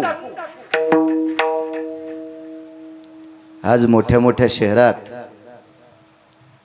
एक कामगार चौक असतो किंवा कोणताही चौक, त्या चौकात सकाळी काम करणारे माणसं दिवसभराचा टिफिन बांधून उभं राहतात. मग तुमच्या माझ्यासारख्यानं सांगावा, आमची इथे एक खड्डा खांदायचा आहे, 2 जण चला. आमची इथे एक झाड कोंबळून पडे कंपाऊंडच्या, ते तोडून बाहेर टाकायचं, 2-3 जण चला, कुऱ्हाड घेऊन या, आपण त्याला न्यायचं, त्यांची रोजदारी ठरवायची. असं ते कामगार. तर पूर्वीच्या काळात काम मागण्यासाठी जर कोणी फिरत असेल तर वाळलेल्या गवताची पेंडी डोक्यावर घ्यायची आणि गावात चक्कर मारायची. याचा अर्थ असा होता, मला पोटासाठी काम द्या. ओली नाही बरं, हरिओम बाबा.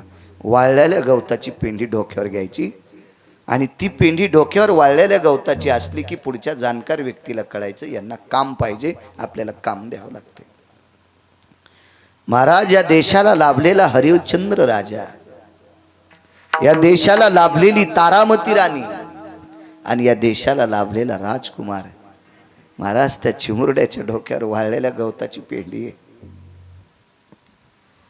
जिचे तळपाय सूर्य पाहू शकत नाही, तळपाय सूर्य पाहू शकत नाही, पायाचं नख पाहू शकत नाही, इतक्या भारदस्त वजनातली राणी डोक्यावर वाळलेल्या गवताची पेंडी घेऊन महाराज बाजारात शरीर मांडले विकण्यासाठी. राजा हरिश्चंद्र, सत्वाचा सागर राजा हरिश्चंद्र, स्वप्नी समग्र दिधले दान. खरं तर हे स्वप्न पडलं होतं बरं, जागृतीत नाही. हे तुम्हाला कळण्यासाठी सांगितलंय. महाराज सकाळी आले आणि म्हणले, राजा मला दान दिलंय तू. राजे म्हणले, कधी? मला स्वप्न पडलं होतं रात्रीच.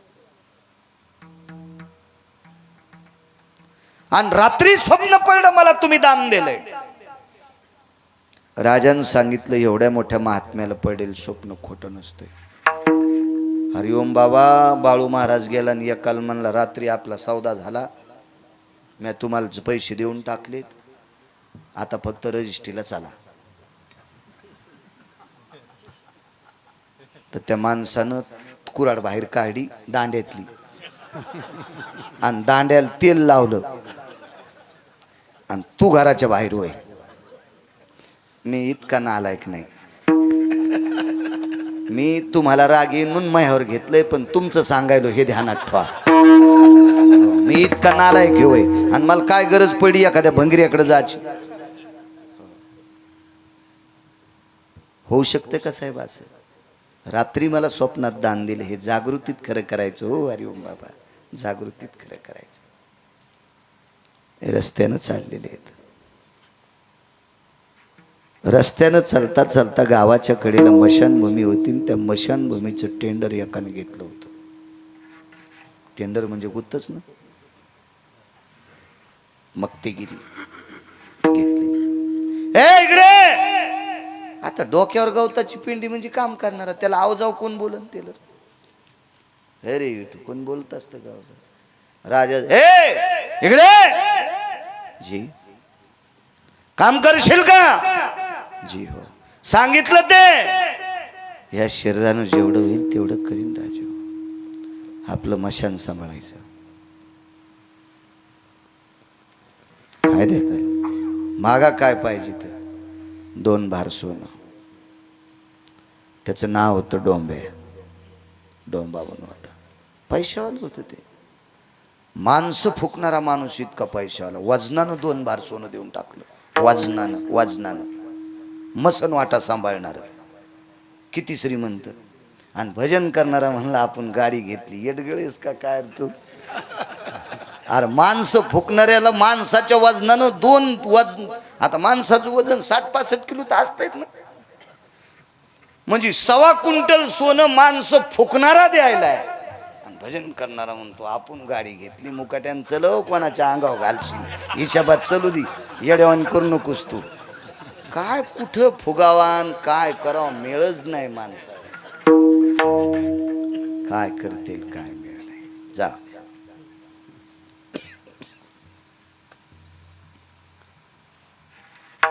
आपलं वैभव कुठं असतं नागरे बुवा. खांद्यावर पताका असावा, गळ्यात तुळशीची माळ असावा आणि वारीत चलणं हे आपलं वैभव असावा. गाड्या घोड्या महाराजायचं वैभव नाही.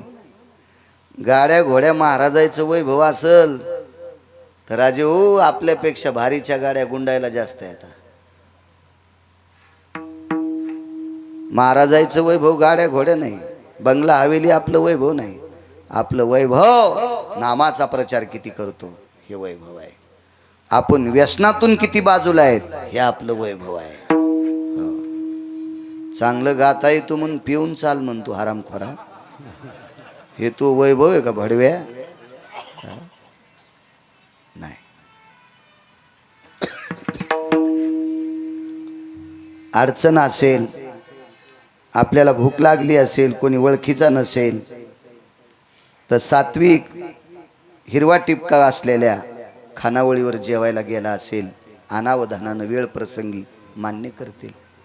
महाराज जिथं कीर्तन झालंय तिथं महाराजाला जीव घालीत नाही अशी जागा आहे का साहेब एखादी?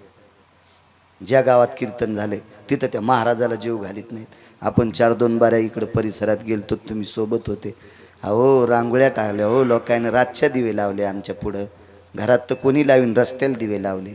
आणि इतकं स्वागत बाळू महाराजाचं असताना जर बाळू महाराज एखाद्या हायवेला इथलं पाकिट घेऊन जर तिथं जेवत असेल तर यमाला सुद्धा कळणार नाही याला कोण्या नरकात टाकावं. यमाला पण सुधारणार नाही, याला किती खोल खड्डा करून खाली पुरावा, यमाला सुधारणार नाही. हे वैभव नाही आमचं. संप्रदायाचं वैभव आहे भक्तीचा पुरुषार्थ वाढवणं. जितकं अभ्यास करून लोकांना आपल्यात आणता येईल ते संप्रदायाचं वैभव. गाड्या घोड्याने असावा, कोण म्हणते नसावा, असावा पण त्याचा गर्व नसावा. एक जणांनी मला गाडीची पूजा करायला बोलिलं तर म्हणलं मलाच कस काय बोलिलं? म्हणलं तुही जिरवायची होती. म्हणलं मग कस काय जिरी तू?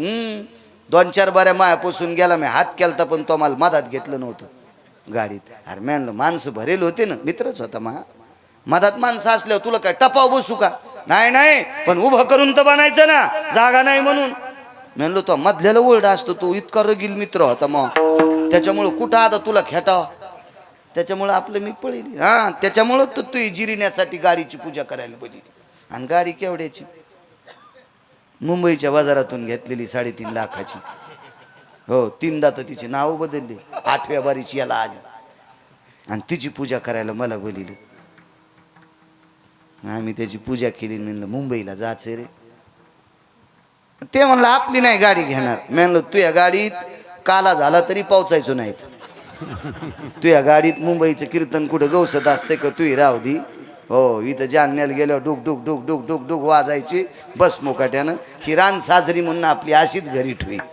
येणाऱ्या जाणाऱ्या पाहुण्याला वाटावं याला गाडी आहे. हो आम्ही रेल्वेने गेलो. रेल्वेने गेल्यावर स्टेशनला उतरल्याबरोबर एक भक्त आम्हाला न्यायला आला. गिरगावकर आपणच आहेत का? आता मुंबईच्या स्टेशनवर धोतरावाला मीच दिसलो. मीच बर काय हे संघ होतं ती गाडी घेणं. चला बाहेर. त्या दादऱ्याहून खाली उतरल्याबरोबर बसा गाडीत. त्या गाडीत बसल्याच्या नंतर काय गाडी होती, मी असं गपचूप बसलो साहेब. मला वाटलं आपला कोपूर गिपूर कशाला लागला, एखादं बटन सुरू व्हायचं आणि कोणी कुणी गाडी फिरायची. महागाईची गाडी होती ती, कधी नाही पाहण्यात आणि ती आलं खाण्यात. मी आपलं गपचूप. आपण धोत्रावाल्यानं कशाला वळवळ करायची? शिक्षण 7वी कुठं काही 10 गिपी ते शिकलेलं होतं. इकून पाही तिकून पाही, हँडल पाही, काच पाही. मुकाट्या बसलं. ते म्हणलं बस गपचिप, तुला नाही अभ्यास, शिकला नाही काय नाही, मला चटकळत आहे गाडी. आणि म्हणलं चटकळतून केवड्याची माय इथं का दुकान आहे का 5 रोबील होतं ते आणि मला चटकळती म्हणलं गाडी म्हणलं मग केवड्याची हळूच करून बसणार केवड्याची माय इथं का दुकान आहे का कारखाना आहे मला विचारायला म्हणलं जाऊ दे बाबा म्हणलं दादा गाडी केवड्याची ते म्हणलं 2.5 कोटीची अरे पप्पो मी म्हणलं 10 जन्म गेले तरी गिरगावच्या बाळून काय घ्यायलाय नाही भेटन उग देवाच्या पुढं नाही इथं या गादीव तरी खोटं नाही बोलायचं या 2-4 वर्षाच्या तुरी इकल्यावर काय जण आला आज आपल्याला गाडी तुरी सोयाबीन हरभरा चांग पाहायचं काम नाही कृपा आहे बोरेश्वर त्यानं जाटा हालीले की रान भिजते पट्ट्याचं हरभऱ्याची बाबर होणार नाही तुरीची बाबर होणार नाही भयमुख्य वाढणार नाही टरबूज गाबणे होणार नाही गाबणे टरबूज कळत आहेत का पुढून खपक्याने इकून बेंबी दबली हो 7 किलोचं असलं तरी व्यापारी म्हणतो हे माग आणि त्याला नाव ठेवलं रहाटण लय माणसं बी विचार त्याला नाव रहाटण कोणी होत नाही ना त्याला हो अशी होत नाही कृपा आहे त्या मालकाची मी म्हणलं दादा तुम्ही काय नोकरीला आहात त्यांना नोकरी वगैरे काय नाही 2.5 कोटीची गाडी आहे या ईदभर पोटाची खळगी भरण्यासाठी टाळ्या वाजितो वाजनात नाही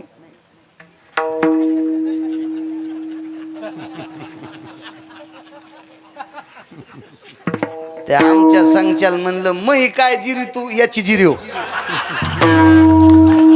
याला 2.5 कोटीची गाडी मही काय जिरी तू भिकार छोटे म्हणलं गिरगावचा बाळू तू याची जिरी हो तिथं गेले होते म्हणलं दा बाबा तस काय बोले अरे मी आणलं हे लय करल्यावानी करू लागलो बरं झालं तू आलास आमचं खांडूक फुटलं ना ऑपरेशन झालं बिन गोळ्याचं नीट झालं नाही हे मला 1-2 महिने सुधरूच देत नव्हतं एका गोळीत सगळं नीट झालं म्हणलं फार 56 टाक्याचं ऑपरेशन लगे क्लिअर बिना टाक्याचं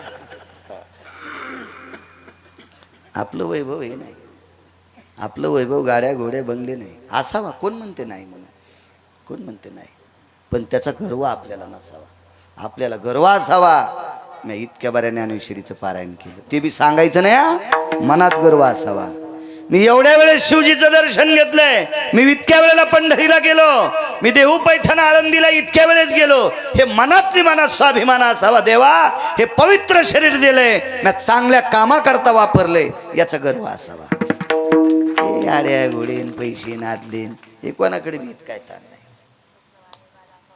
योग झाला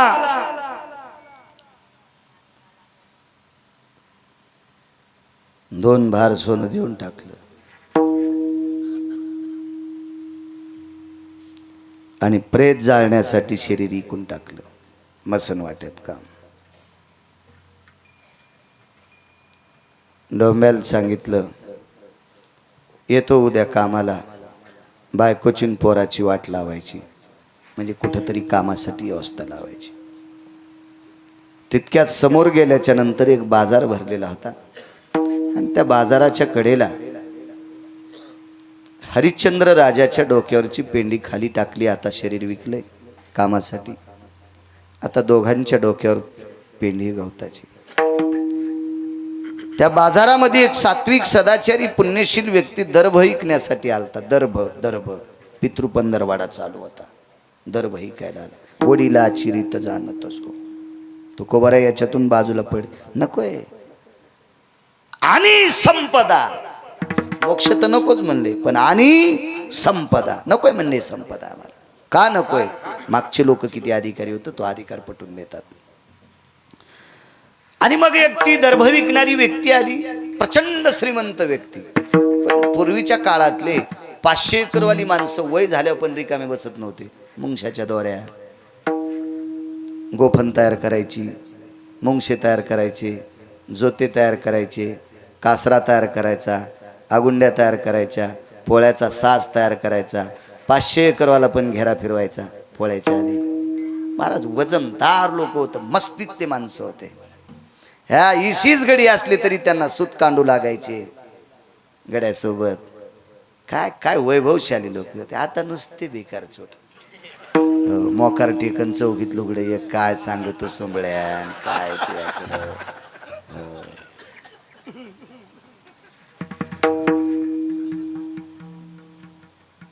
चट दागिने खाताडाला बँकेत ठेवले आणि बँटेकचे घालून वरी फिरायली लग्नामध्ये.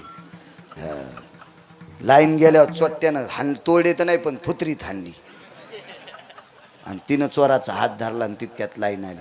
तो दागिने काऊन नाही तोडे, हे चुकीचे घालून आली म्हणून थुत्रीत हाणलीत नंबर. इतकं चोट्ट्याला राग आला. ते वरून टाकलेले त्यालाच पुन्हा पिना लावलेले आणि ते घागर माळा. कशाला सोंग हे करायचे उगे आपले.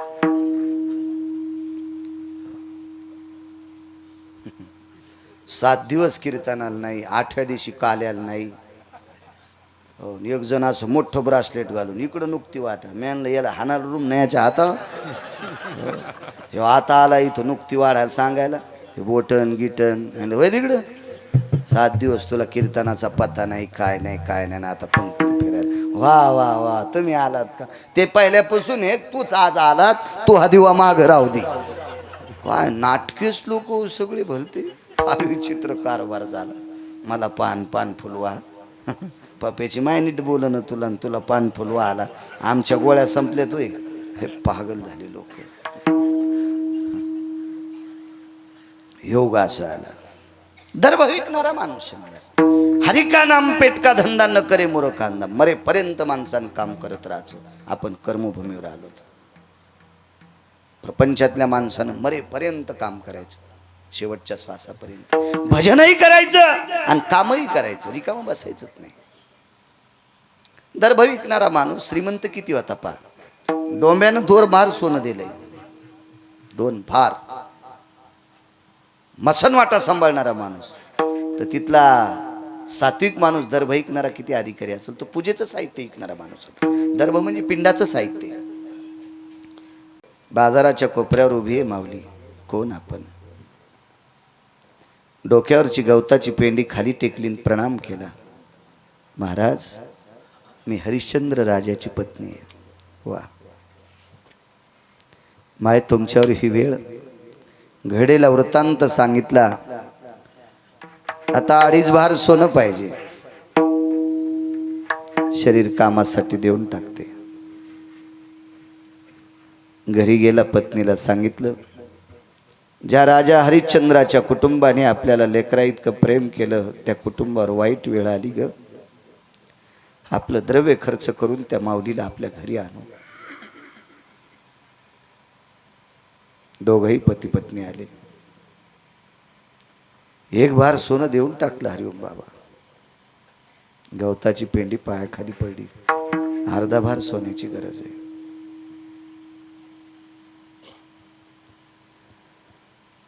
एक भार सोनं आणून दिलं.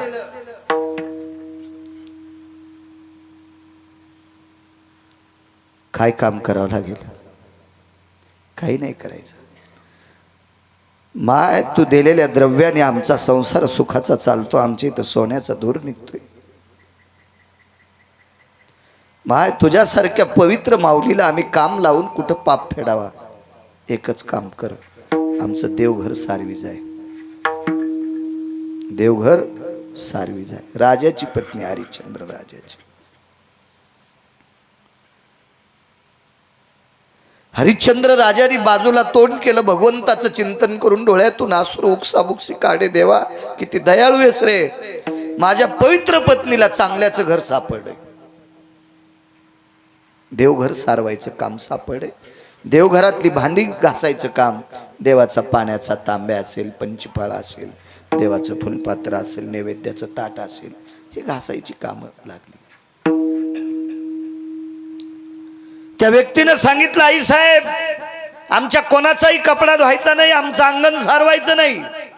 फार काही झालं तर तुळशी वृंदावनापाशी सडा टाकी जा. दुसरं आमचं काम करायचं नाही. ठीक आहे म्हणजे.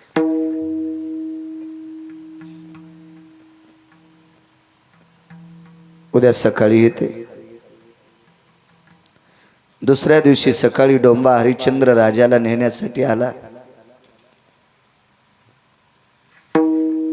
तो दर्भ विकणारा व्यक्ती तारामतीला नेण्यासाठी आला. आणि हरिश्चंद्र राजानं सांगितलं, प्रिये, जाय तू. डोंब्याला विनंती करून आपल्या बाळाला कोणाचे तरी सुपूर्द करेपर्यंत थांबतोय. आणि त्या दर्भ विकणाऱ्याच्या पाठीमाग त्याची पत्नी चालत होती आणि त्याच्या पत्नीच्या पाठीमाग या विश्वाला, या पवित्र देशाला लाभलेला हरिश्चंद्र राजाची पत्नी चालत होती, तारामती. पण तो दर्भ विकणारा व्यक्ती सनसन घराकडे चालत होता, त्याच्या पाठीमागे तितक्याच वेगाने त्याची पत्नी चालत होती. पण त्या दोघांच्या पाठीमाग आणि हरिश्चंद्र राजाच्या पत्नीच्या मधात खूप अंतर पडलं. वळून पाहिलं तर पाठीमागे आवाज दिला, स्वामी काय ग? हरिश्चंद्र राजांच्या महाराणी फार दमानं चालतात, थोडं हळू चाला. त्यानं हळू चालायला सुरुवात केली, तरी पण अंतर जास्त पडलं. दोघं पती पत्नी वापस आले आणि हरिश्चंद्र राजाच्या पत्नीला विचारलं, माय आमची इथं काम करायला यावं वाटत नाही. आता माझ्याकडे पाणी नाही, मी संकल्प सोडला असता, पण घरी गेल्यावर मी संकल्प सोडतो. माझी माय, तुझ्या राज्यात आई इतकं प्रेम आम्हाला दिलं ग तुम्ही. माझ्या घरचं देवघर सारवायचं नाही, माझ्या दारात तुळशी वृंदावनापाशी सडा टाकायचा नाही. बाई, माझ्याकडे जी दासी आहे का, ती दासी तुला आंघोळीला पाणी टाकी जाईल. तुम्ही जेवलेलं ताट सुद्धा धुवायचं नाही. माझ्या पोटच्या लेकी इतकं तुम्हाला सांभाळतो, पण प्रसन्नपणानं माझ्या घरी चाल. तरी पण पावलं उचलत नव्हते. पुन्हा एकदा ती व्यक्ती आणि त्याची पत्नी वापस आली आणि विचारलं, थारामती बाई साहेब, चालण्यासाठी काय त्रास आहे? काही नाही म्हणे हो, त्रास एकच आहे, मालकाला मसनवाटा सांभाळायचं काम भेटलं ते पुरुष येतं धकेल. माझ्या मालकाचा भक्तीचा पुरुषार्थ, माझ्या आई वडिलांचं पुण्य, सासू सासऱ्यांचं पुण्य एकवटलं, मला तुमच्यासारख्या साधूच्या घरची भाकरी खाण्यासाठी भेटती. माझं पुण्य. दुःख एका गोष्टीचं आहे, माझा बाळ डोक्यावर गवताची पेंडी घेऊन बसलेला आहे, त्याला कोणाचं घर सापडल याचं दुःख वाटतंय. कोणाच्या घरी जाईल तो? म्हणून माझ्या वासराकडे बघून माझे पाय ओढत नाही तो. माझं बाळ आहे तो, रोहिदास माझा पुत्र आहे. पती पत्नी थोडेसे बाजूला सरकले, एकांतात विचार केला, एवढं जर आपण करत असू तर अर्धभार सोनं द्यायला काय हरकत आहे? या तिघाईत मिळून 3.5 भार द्यायचं होतं. कोणाचं किती आलं असेल ते पुराण सांगेल, कधी कधी माझ्याच्यानं चुकही होऊ शकते सांगण्यात, पण 3.5 भार सोनं द्यायचं होतं. आपल्याकडे किती द्रव्य आहे? घरातलं सर्व द्रव्य एकवटलं आणि राहिलेल्या द्रव्यात हरिश्चंद्र राजाचा पुत्र सुद्धा विकत घेतला.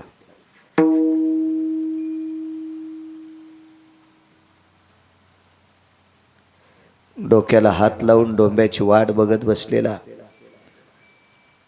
या भारतीय संस्कृतीला लाभलेला हरिश्चंद्र सत्वाचा सागर राजा डोक्याला हात लावून बसलेला आहे. आईनं खुनवल्याबरोबर मुलगा जवळ आला, बिलगून धरलं, उकसाबुकशी रडली. बाळा, आपल्या दोघांचं काय दैव असेल, तुझ्या बाबाच्या आशीर्वादानं आपल्याला सात्विक घरची भाकरी खायला भेटणार.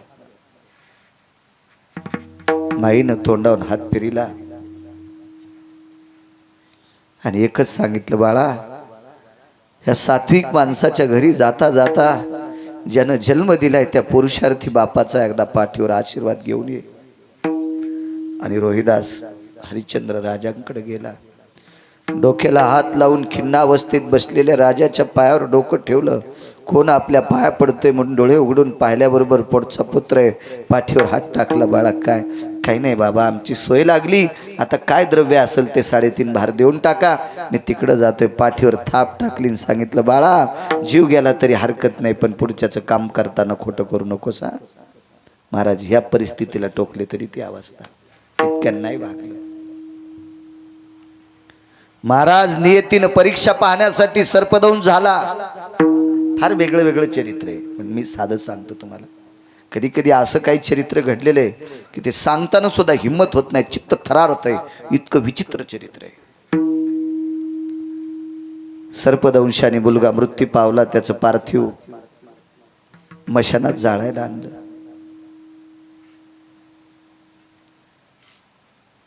कोण आपण?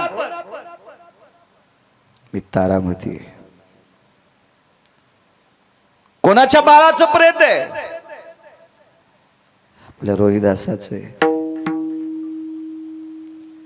त्या मशानभूमीत जितकी आप्तविष्ट नातेवाईक आपल्या घरच्या लोकांना पेटवायला आल्यावर रडले असतील का, त्याच्या हजारो पटीनं हरिश्चंद्र राजा आणि तारामती रडत होते.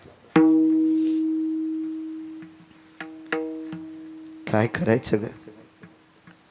याचा अंत्यविधी करायचा आहे. हरिश्चंद्र राजानं सांगितलं, भारतीय संस्कृतीनुसार, वेदशास्त्र पुराण प्रणालीनुसार पार्थिवाला कफन घातल्याशिवाय अंत्यविधी करता येत नाही. शेवटचा पोशाख, त्याला आपण कफन म्हणतो हिंदी भाषेत, आणि आपल्या भाषेत प्रेतवस्त्र म्हणतो. त्याला रंग नसला पाहिजे. प्रेतावर टाकायचं वस्त्र असतं ते धोतरच असतं, पण आपल्या धोतराला काठ असतो, त्याला काठ नसतो. प्रकाश बुवा, वस्त्र पाहिजे. चिमुरडे कशा का रंगाचं आसन वस्त्र असं अंगावर एकच पातळ होतं. हरिश्चंद्र राजा डोंब्याच्या घरी मशान सांभाळत असताना फक्त कमरेला पंचा होता, उपरण सुद्धा नव्हतं. जाऊ दे ग, ह्या डोंब्याच्या हातापाया पडून एखादा 5-10 दिवस आगू पुन्हा काम करीन, पण अनामत न घेता याचा अंत्यविधी मी करतो ग. पण याला वस्त्र आहे का? तेवढ्या अवकाशात एक भिल्ल स्त्री, तिच्या कुटुंबातली 10-5 लोक, तिची सुनबाई, 1-2 सुना, ती स्वतः डोक्यावर लाकडं घेऊन डोंब्याकडे विकायला आलते. पण रानावनात काट्याकुट्यात काम करणाऱ्या त्या स्त्रीला गुडघ्याच्या वरी वस्त्र होतं. गुडघ्याच्या वरी वस्त्र होतं, गुडघ्याच्या वरी.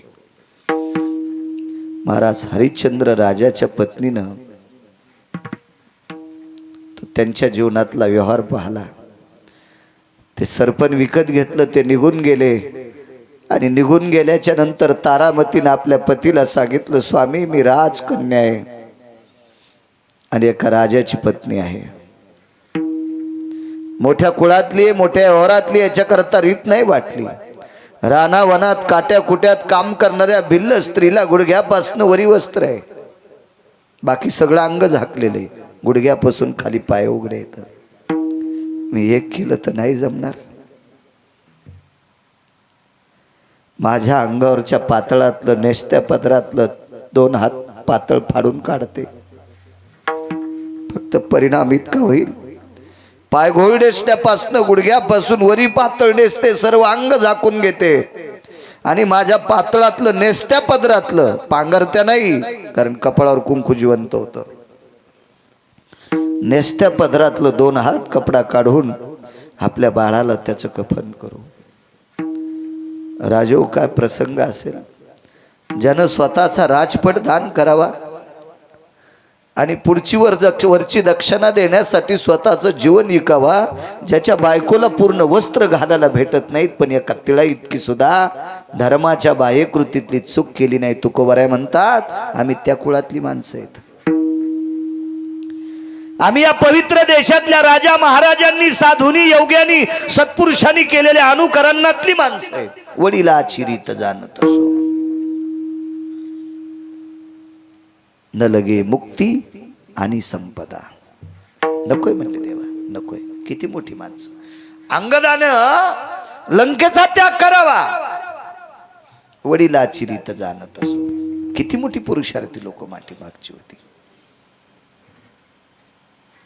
ही मागणी या संतांची मोठ्या श्रद्धेनं चालत असलेला हा महाशिवरात्रीचा पर्वणीचा पर्व काळ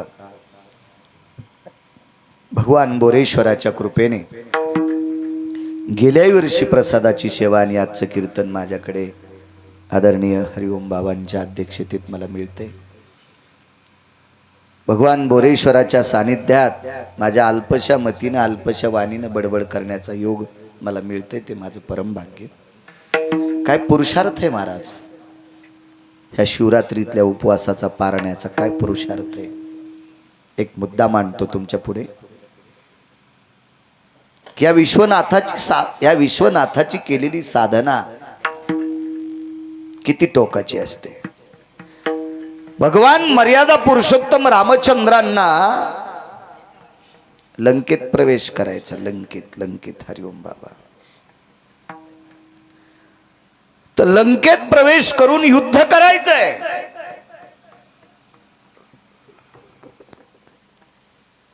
आणि या युद्धामध्ये आपल्या हाताला यश प्रदान व्हावा याच्याकरता मर्यादा पुरुषोत्तम रामचंद्रांना भगवान रामेश्वराची स्थापना करण्याचा इच्छा झाला, भाव झाला. साहेब, रामेश्वराची स्थापना, भगवान शिवाची स्थापना. तर रामायणामध्ये अत्यंत प्रचंड वयस्क जर कोण व्यक्ती असेल तर जामवंतजी होते. आणि मर्यादा पुरुषोत्तम रामचंद्रांनी आपली व्यथा जामवंतजीकडे मांडली. आणि जामवंतांना काय शिवरात्रीचा उपवास काय, पारणं काय, भगवान शिवजीच्या सेवेचं महत्व काय, तादात्म्य काय, काय हलतंय महाराजा सेवेच्या ताकदीनं, एवढा पुरावा ऐका. वाणीला पूर नाही राम. वेळ तर संपला असेल नाही का. उठान मागचे.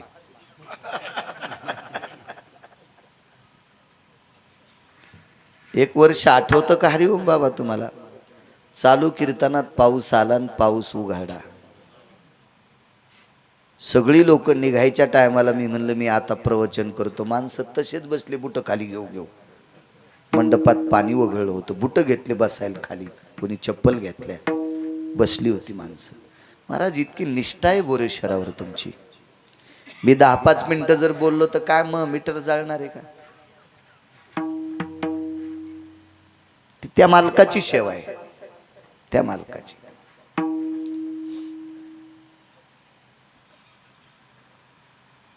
जामवंतजीला आपली व्यथा मांडली. जामवंतजी, आपण वनात आहोत, समुद्राच्या तीरावर आहोत, जंगलात आहोत आणि माझ्यासोबत सगळी वनचर आहेत. 18 पद्म वानर, 72 कोटी रीत, 56 कोटी गोलांगुळ आणि एकटा माझा भाऊ आहे.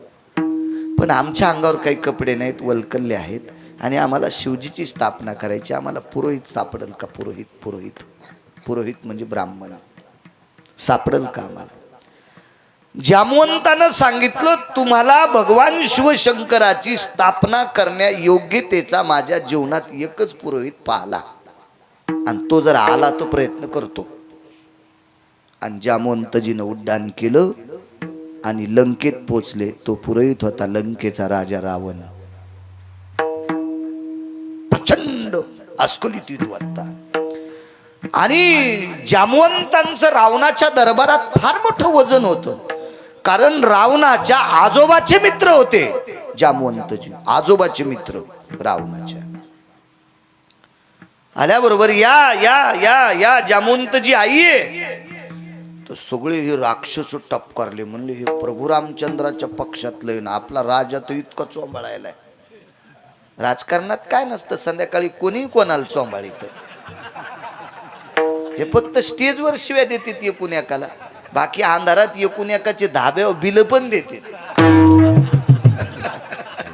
हे फक्त येड्यावानी तुम्ही करतात. याची ओळी कर, त्याच्या बांधव कर, हे तुम्ही येड्यावानी करतात. हे माणसं तिळा इतकं पण येड्यावानी करीत नाही. यायचा खरंच आदर्शवाद घेतला पाहिजे राजकारणी लोकांचा. कोण्या पक्षाचा मरू, मातीला हजरच. आणि तुम्ही इतके पागल, सख्या भावाचं नाव पत्रिकावरून वगळून टाकलं. हो, कोपऱ्यातली सवाशीन ठुली पण भावजई ठुली नाही. हो, थिगळी ठुली, थिगळी. भेंडोळ्याचं पीठ बलिलं पण गव्हाचं पीठ फेकून दिलं. पहा पहा काय माणसं चालू येत. आणि पुन्हा मोक्षाचा विचार करते. मोक्ष भेटतोय तुया थोथरात रुमनं ठोकून ये मी इकून काढीन. तुला भेटत असतो का सोंबळ्या मोक्ष कुठला. नाटक करायला. राक्षस म्हणले आगाव का जामवंत तिकडचे. हे हजारे म्हणे माझ्या आजोबाचे मित्र आहे. आई आहे बोली, आई पदार आहे. काय स्वागत केलं ज्या म्हणते. काय काय एकच काम आहे, भगवान शिवजीची स्थापना करायची. लिंग तयार केले वाळूचं आणि त्या भगवान शिवजीच्या पिंडीची स्थापना करायची. मंत्र म्हणण्यासाठी तुम्ही पाहिजे. पोर आहेत ते. वा वा. यजमान कोण आहे? रावणाने विचारलं. मर्यादा पुरुषोत्तम रामचंद्र. काय अवघडच काम झालं. साधं भांडण होतं होय साहेब. बायको चोरून अशोक वाटिकेत आणून ठेवली आणि ते रामप्रभू यजमान आणि मी पुरोहित. बर पुरोहित सोन्याच्या गावात राहणारा आणि यजमानाच्या अंगावर कपडे नाहीत. वलकल्ले होते ना, कपडेच नव्हते. कपडे. महाराज दर्जा काय शिवजींचा. कशाला म्हणायचं भगवान शिवशंकर. पहाटच उठून दुसऱ्याच्या बाईच्या झाडाचे फुलं वरबडायचे आणि महादेवाची पूजा करायची. मग झाली माय पूजा. मेंढीचा दुसरा अवतार आहे तू. म्हणजे पहाटच झाड वरबडन भगवान शिवशंकराच्या पिंडीवर टाकलं. पाणी घालू घालू मेली दोर की. आणि तो फुलं तोडे वचीन झाली म्हणली मग पूजा. असं नसतं वचे. शेळ्या मेंढ्यावानी करू नको अशी. वरबाड तुळस वरबाड फुलं वरबाड टाक महादेवाच्या अंगावर. तसं नसतंय. तिने पाणी घातलंय काहीतरी पाय ना त्याची कदर करणं. आपोआपले तोरे. बर ठीक आहे. दशरथ नंदन रामचंद्र यजमान भगवान शिवजींची पूजा करायची. राम शिवाचे उपासक होते. आपलं रावण शिवाचे उपासक होते. महाराज दर्जेदार माणसं दर्जेदारच असते. रावणानं सांगितलं भगवान शिवजींची स्थापना. चला येतो मी, काय हरकत नाही येतो. तर जामवंतजीनं सांगितलं लंकेश राजा रावण तुम्ही पौरोहित्य करण्यासाठी यायले, पण प्राणप्रतिष्ठेच्या पूजेला किती खारका, किती हळकुंड, किती बदाम, किती खोबरं, किती खडी साखर, किती तूप, किती गूळ, किती साखर. तर मोठी लोक किती दर्जेदार असतात. तेलर रावणानं सांगितलं यजमान वनवासात आहे. यजमान वनवासात आहे. मग ज्या पुरोहिताचा यजमान वनवासात असतो त्या यजमानाचं साहित्य पुरोहितानं न्यायचं असते. कोणाकडून शिकायचं माहिती काय? आमच्याकडून नाही, रावणाकडून शिका. रावणाकडून शिकायचं. रावणाकडून. त्याला शास्त्राधारे, त्याला पुराणाधारे, त्याला वेदाधारे, त्याला ऋषी मुनी प्रणीत आहे. असं गाफील नाही उचलली जीभ लावली टाळाला. यजमान जंगलात आहे. यजमानाकडे काही नाही. अशा वेळेला त्याची इच्छा जर परमार्थाची झाली असेल तर त्याच्याकडून फुटकी कवडी न घेता पुरोहितानं त्याचं कार्य पार पाडावं. प्रधानजी भांडारातून एवढं एवढं पूजेचं साहित्य काढा. दिलं पाठवून. तिकडे बसायला पाट सह सोन्याची. पूजाला यजमानाला बसायला पाट सोन्याची पाठवून दिले. आणि रावण स्वतःच्या 6 पत्न्या विमानात बसिले. त्याला किती हजार होते हो? किती होते आजे? 80,000. 80,000 बायकापैकी 6 बायका विमानात बसिल्या. आपण दुसऱ्या विमानात आणि 2 विमान अशोक वाटिकेत गेले. आणि सीतेला सांगितलं सीते तुझ्या मालकाला भगवान शिवशंकराची पूजा करायची आणि बायको जिवंत असताना यजमानाला एकट्याला पूजेला बसता येत नाही. आणि तशी पूजा करणारा मी पुरोहित नाही. कोण म्हणते माहिती? रावण. ते का तुमच्या मायासारखा महाराज होता का? कसं धकूनच घेऊ. धकूनच धकूनच. मी सत्यनारायणाला गेलो एक जणाच्या लग्नाचा. सत्यनारायण ते म्हणला महाराज मला गडबडे जरा उभाट्याच करा. भोयटे आऊत हाणूच नका जरा उभाट्याच. मी सत्यनारायणाच्या पूजेचाच केळीचा पिल काढा आणि उरफाटा केला. मी म्हणला हानीनच तुला. हो, कारण तुला जरी वेळ नसली तर म्या चुकीचे मंत्र म्हणल्यावर महासंसार खालून पेटन सुंबळ्या खालून. हा, त्याच्यापेक्षा ह्यो बी करू नको, तू सुनता करण तिकडे बोंबलत जाय. ते म्हणलं आगाऊच महाराज आहे. म्हणलं या आगाऊच आहे, याच्या नको ना दिला. महाराज माणसं तत्वशील आहेत, त्याच्यामुळं देश टिकून आहे. तुमच्या माझ्यासारख्या भंगिऱ्यामुळे देश टिकून नाही. आम्ही एक जणाची तर पूजेला गेलो, इतकं आळशी माणूस, आम्हाला एक कमी पडलं आम्ही त्याला नेलं, ते आमच्या नशिबाने ते भेटलं. इतकं आळशी की झोपू झोपू गादी कनारत होती. हो, गादी एके दिवशी उसनू लागली. म्हणलं माणसं सगळे उठले आणि उसनायलं कोण, तर गादी म्हणली मीच कन्हायले. मला कुठंतरी उन्हाला टाका तर मी सुधरण. हो, हे माया अंगावर झोपू झोपू अशी चोपून टाकली गादी. मला झटकून वारवशिन्या रे. गादी म्हणली मला नाही तर मरते मी. पहा किती आळशी. आणि ते आमच्या संग पूजेला. पूजा आटपली सगळी. मग शेवटीचा आरतीचा टाइम. आणि ते यजमान बी असं भेटलं आम्हाला खैस. ते म्हणलं आपल्या बोरचं बी पूजन करा. बोरची पूजा केली. आणि म्हणला महाराज मला 3 घरचं बुडता आले. हो, आणि त्याचं काहीच केलं नाही, ते बी जरासं करतात का.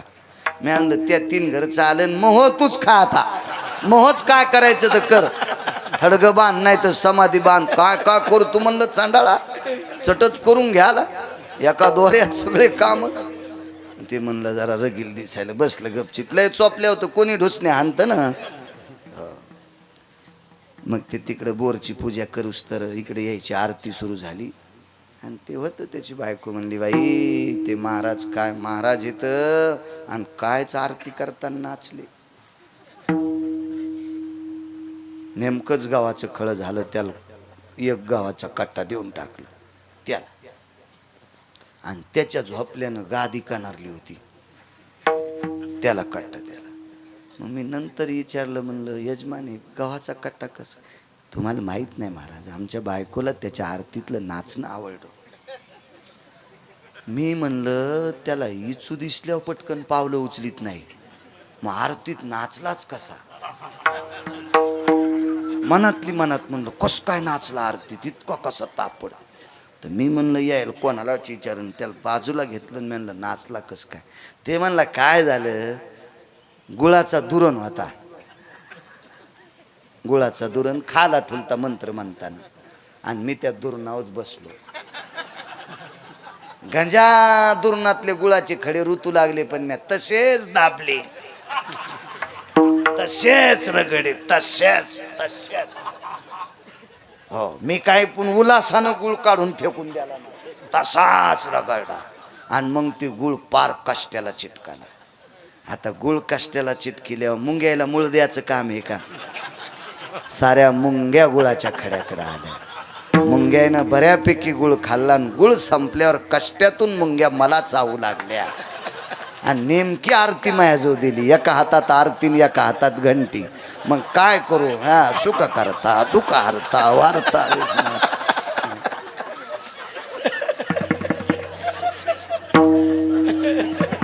माणसं आताशी उकळले हो. हरिश्चंद्र राजाचं चिंतन ऐकता जसे सकलादी बाबाला कापायचे असे निघले होते. जसे आता सकलादी बाबाला उभे चिरायचे, म्हणजे बोकड्या सोडून घ्यायलाच कापायचंय उद्या, असे बसले होते माणसं. काय माणसं भंगार आवडतो बाप्पा.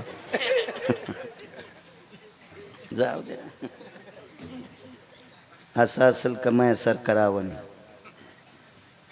सीते तुझ्या मालकाला मर्यादा पुरुषोत्तम रामचंद्राला म्हणे शिवजीची स्थापना करायची. बायको असताना एकट्याला पूजेला बसता येत नाही. पूजा करूस तर चाल. विमान निघालं. आल्याबरोबर सीता यायच्या अगोदर पाट टाकले 3. एक स्वतःला, दुसरा रामचंद्राला आणि बाजूला सीताई साहेबांना. 2 सिद्धांत आहेत आपल्याकडे. वारकरी संप्रदायाच्या दंडकानुसार पूजा करायला बसलेल्या व्यक्तीनं डावीकून बायको घेतली पाहिजे. वामांगी रकुमाई दिशे दिव्य शोभा. आणि पुराणाचा सिद्धांत जर अगोदरचा पाहला तर उजवीकून बसवली तरी चालती. मधात काही काही कंटुले हालत इकून नसते. तुला काय कळत नाही, बस मोकाट्यान. हो, काल परवा परमार्थात आला, चावणं गेल्यावर माळ घातलीस तो, आणि तू दुसऱ्याच्या नाकात काड्या घालतोय. हो ना, काही दात पाड्या आमच्याकडे आले आणि ते म्हणतात महाराज असं नसतं. मुगाड्या बस सोमळ्या, तुला काय कळतं डोंबलं आम्हाला शिकवायला. जवळून गेला तर ढवळ्या कोंबड्यासारखा वास आला नाही. आम्हाला म्हणते पहिल्यासारखे महाराज राहिलेत नाही. काय शेपटी आल्यात का आम्हाला आता? पहिल्यासारखे नाही राहिले. काय कोणाला शिकवावं काही मिळच नाही हो.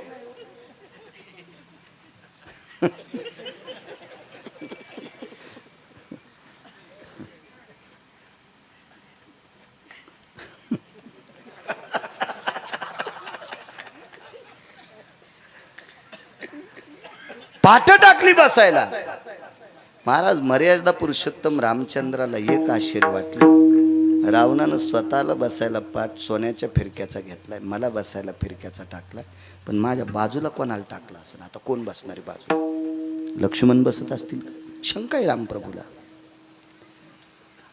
आता प्रभू रामचंद्राला कंगन बांधलं. कंगन म्हणजे दोरा. यजमान असतो हो मंत्र नाही म्हणत, आता वेळ जास्त झालाय. आणि ते मंत्र मी 27 वर्षापूर्वी म्हणत होतो. डाटा आहेत मेमरी कार्डात. हो, 400 GB मेमरी कार्ड आहे, म्हणून तर हे बारीकसं वापरितो. हो, हे लय भारी मेमरी कार्ड आहे. डाटा डिलीट होतच नाही. हो, हे तुमचे मोबाईल काय बटन दाबल्यावर काही जातं, जे जाऊनी पण कोणाला ते जातं. भरोसाच नाही तुमच्या मोबाईलचा. ये ब्रह्मचारी मोबाईल है, इसमें कुछ आता भी नहीं और कुछ बाहर जाता भी नहीं. ओरिजिनल ब्रह्मचारी, ओरिजिनल. मोठा न घ्याल काय झालं, आपल्याकडे पैसे आहेत काय ताने, पण कशाला म्हातारपणी गाऊन घालायचं आता घेणं देणं उगं छेडं.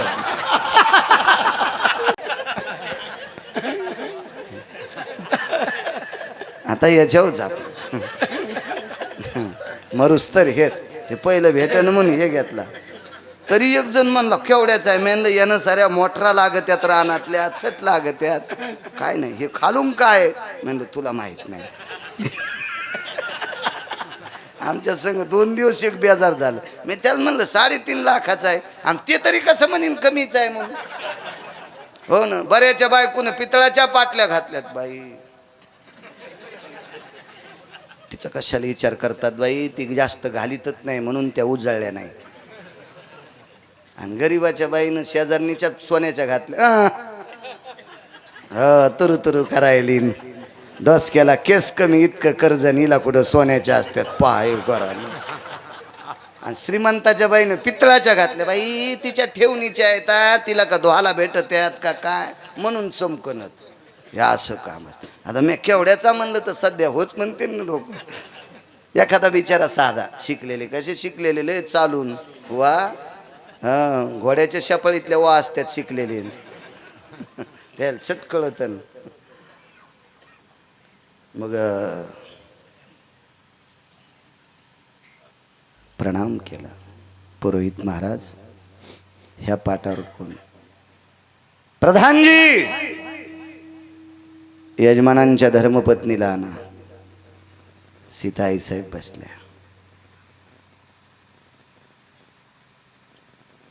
रामप्रभूने विचार केला, भगवान शिवजीची स्थापना करायची ठरल्याबरोबर रावणाच्या अंतःकरणातल्या सगळ्या गोष्टी बदलतात. इतकी मोठी ताकद शिवजीत आहे. महाराज रावण बी दर्जेदार व्यक्ती होता. चूक झाली एक त्याच्या जीवनात. त्या चुकीमुळेच वारकरी संप्रदायाने बेदखल केला. म्हणून तर मी कधी कधी त्याच रावणाला रावण्या म्हणतो, एका चुकीमुळं. बाकी रावणा इतका विद्वान कोणीच नाही. पूजा संपूर्ण आटपली आणि पूजा आटपल्याच्या नंतर साहीची साही पत्न्यांना सांगितलं, विमानात यजमानाच्या धर्मपत्नीला बसवा. प्रभू रामचंद्रांनी पाहिलं, भूदेव नाही म्हणले, ठरलेलं आहे. भगवान शिवजीची स्थापना करायची होती, तुमची भार्या अस्तित्वात आहे. आणि मी असा पुरोहित नाही की यजमानाची पत्नी जिवंत असताना एकट्यालाच पूजेला बसणारा. मी तो पुरोहित नाही. काय डोकं असेल रावणाचं. सीतेला अशोक वाटिकेत नेऊन ठेवलं. महाराज काय दयेचा सागरे मर्यादा पुरुषोत्तम रामचंद्रांनी सांगितलं, पुरोहित महाराज दक्षिणा काय देऊ, काय देऊ दक्षिणा काय देऊ? काय पडलं रावणाच्या तोंडातून वाक्य, ब्रह्मांडाचा बाप आणि लक्ष्मी, आधी करून लक्ष्मीचा पती ज्याच्या पुढे उभा आहे त्यानं मागायचं तरी काय? लक्ष्मीचा पती ज्याचा यजमान आहे, मर्यादा पुरुषोत्तम रामचंद्र जगाचा बाप ज्याचा यजमान आहे, माझ्यासारख्या सोन्याच्या गावात राहणाऱ्या पुरोहितांना हात तरी कशाला पुढे पसरायचा? काय वाटलं असेल रामचंद्रांना? भगवान रामेश्वराची पिंड कवटाळली आणि रामेश्वरानेही संदेश दिला असेल, प्रभू ऐका, एक गोष्ट सोडून दिली तर रावण फार मोठा विद्वान आहे. महाराज, मर्यादा पुरुषोत्तम रामचंद्रांनी भगवान शिवजीची स्थापना केली, त्याचं पौरोहित्य लंकेशाने केलंय. काय पर्व आहे माझ्या शिवजींचं? असं हे गोड अस्तित्व, अधिष्ठान, माझ्या बोरेश्वराचं अधिष्ठान हे प्रसादिक पिंड आहे. अशा परम पावन कृपाळू प्रसादिक पिंडीच्या मस्तक ठेव जा. शक्य असल्यास पाणी बिलवदळ समर्पित करत जा. शक्य असल्यास एखाद्या सोमवारी 11वा अध्याय प्रदोष असेल त्या दिवशी 11वा अध्याय, दर महिन्याची शिवरात्री असती, दर महिन्याला एक शिवरात्री असती, त्या शिवरात्रीच्या पर्व काळावर 11वा अध्याय घेणे, शिवलीलामृतचं पारायण करणे, असं आपल्या पदरात पाडा जा. आपली कन्या आणा जा, आपला नातू आणा जा, आपली नात आणि जा, जेणेकरून आपल्या धर्माचं सूत्र त्यांना लक्षात येईल. आणि हा अधिष्ठान प्रसादिक अधिष्ठान आहे. इथं आलेला कुठलाही व्यक्ती रिकामा जात नाही, त्याला काही ना काही बोरेश्वराचा प्रसाद मिळतो. एवढं मोठं जाज्वल्य अधिष्ठान प्रसादिक पिंड आहे ती, आणि त्या बोरेश्वराच्या चरणी नतमस्तक होतो. महाराज, अत्यंत महत्व हरवी, चातुरी लपवी, पिशेपण मिरवी आवडवणी, पूज्यता डोळा न देखावी, स्वकीर्ती कानी न ऐकावी, कसल्याही प्रकारचं लौकिकाचं भान अंतकरणात न ठेवता श्रद्धेनं बोरेश्वराची उपासना करणारे हरिओम बाबा, त्यांना प्रणाम करतो. आदरणीय विद्यमान मंत्री साहेबांचे बंधुराज राजू नाना भुमरे सुद्धा या ठिकाणी आलेत. नानांना धन्यवाद. चे तावरे भय आहेत, त्यांनाही धन्यवाद. आमचे मृदंगाचार्य हरिभक्तीपरायण आमचे भागवत महाराज, गोड ज्यांच्यावर मृदंगाची साधना कृपा झाली इंद्राची, भागवत महाराज तुम्हालाही धन्यवाद, प्रणाम. पाले बाबा असतील त्यांनाही प्रणाम. गायन क्षेत्रातली अत्यंत गोड उंच ज्यांचा स्वर आहे, असं सुरेल गायन कोकिळकंठी जे प्रकाशजी महाराज आहेत, त्यांनाही धन्यवाद. त्यांच्या बाजूचे ते बाबा, त्यांनाही धन्यवाद. मस्तक माझा पायावरी वारकरी संतांच्या साऊंडवाले, तुम्हाला सुद्धा धन्यवाद. उद्याची किती वाजता सेवा सुरू होईल? 10 ते उद्या ठीक 10 ते 12 कीर्तन काल्याचं होईल, चरित्र गोपालकृष्णाचं होईल आणि सांगायला गिरगावचा बाळू असेल. महाराज, शेवटचा गजर होईपर्यंत कोणी सुद्धा उठायचं नाही, एक सुद्धा उठलं नाही पाहिजे. विठोबा रखुमाई,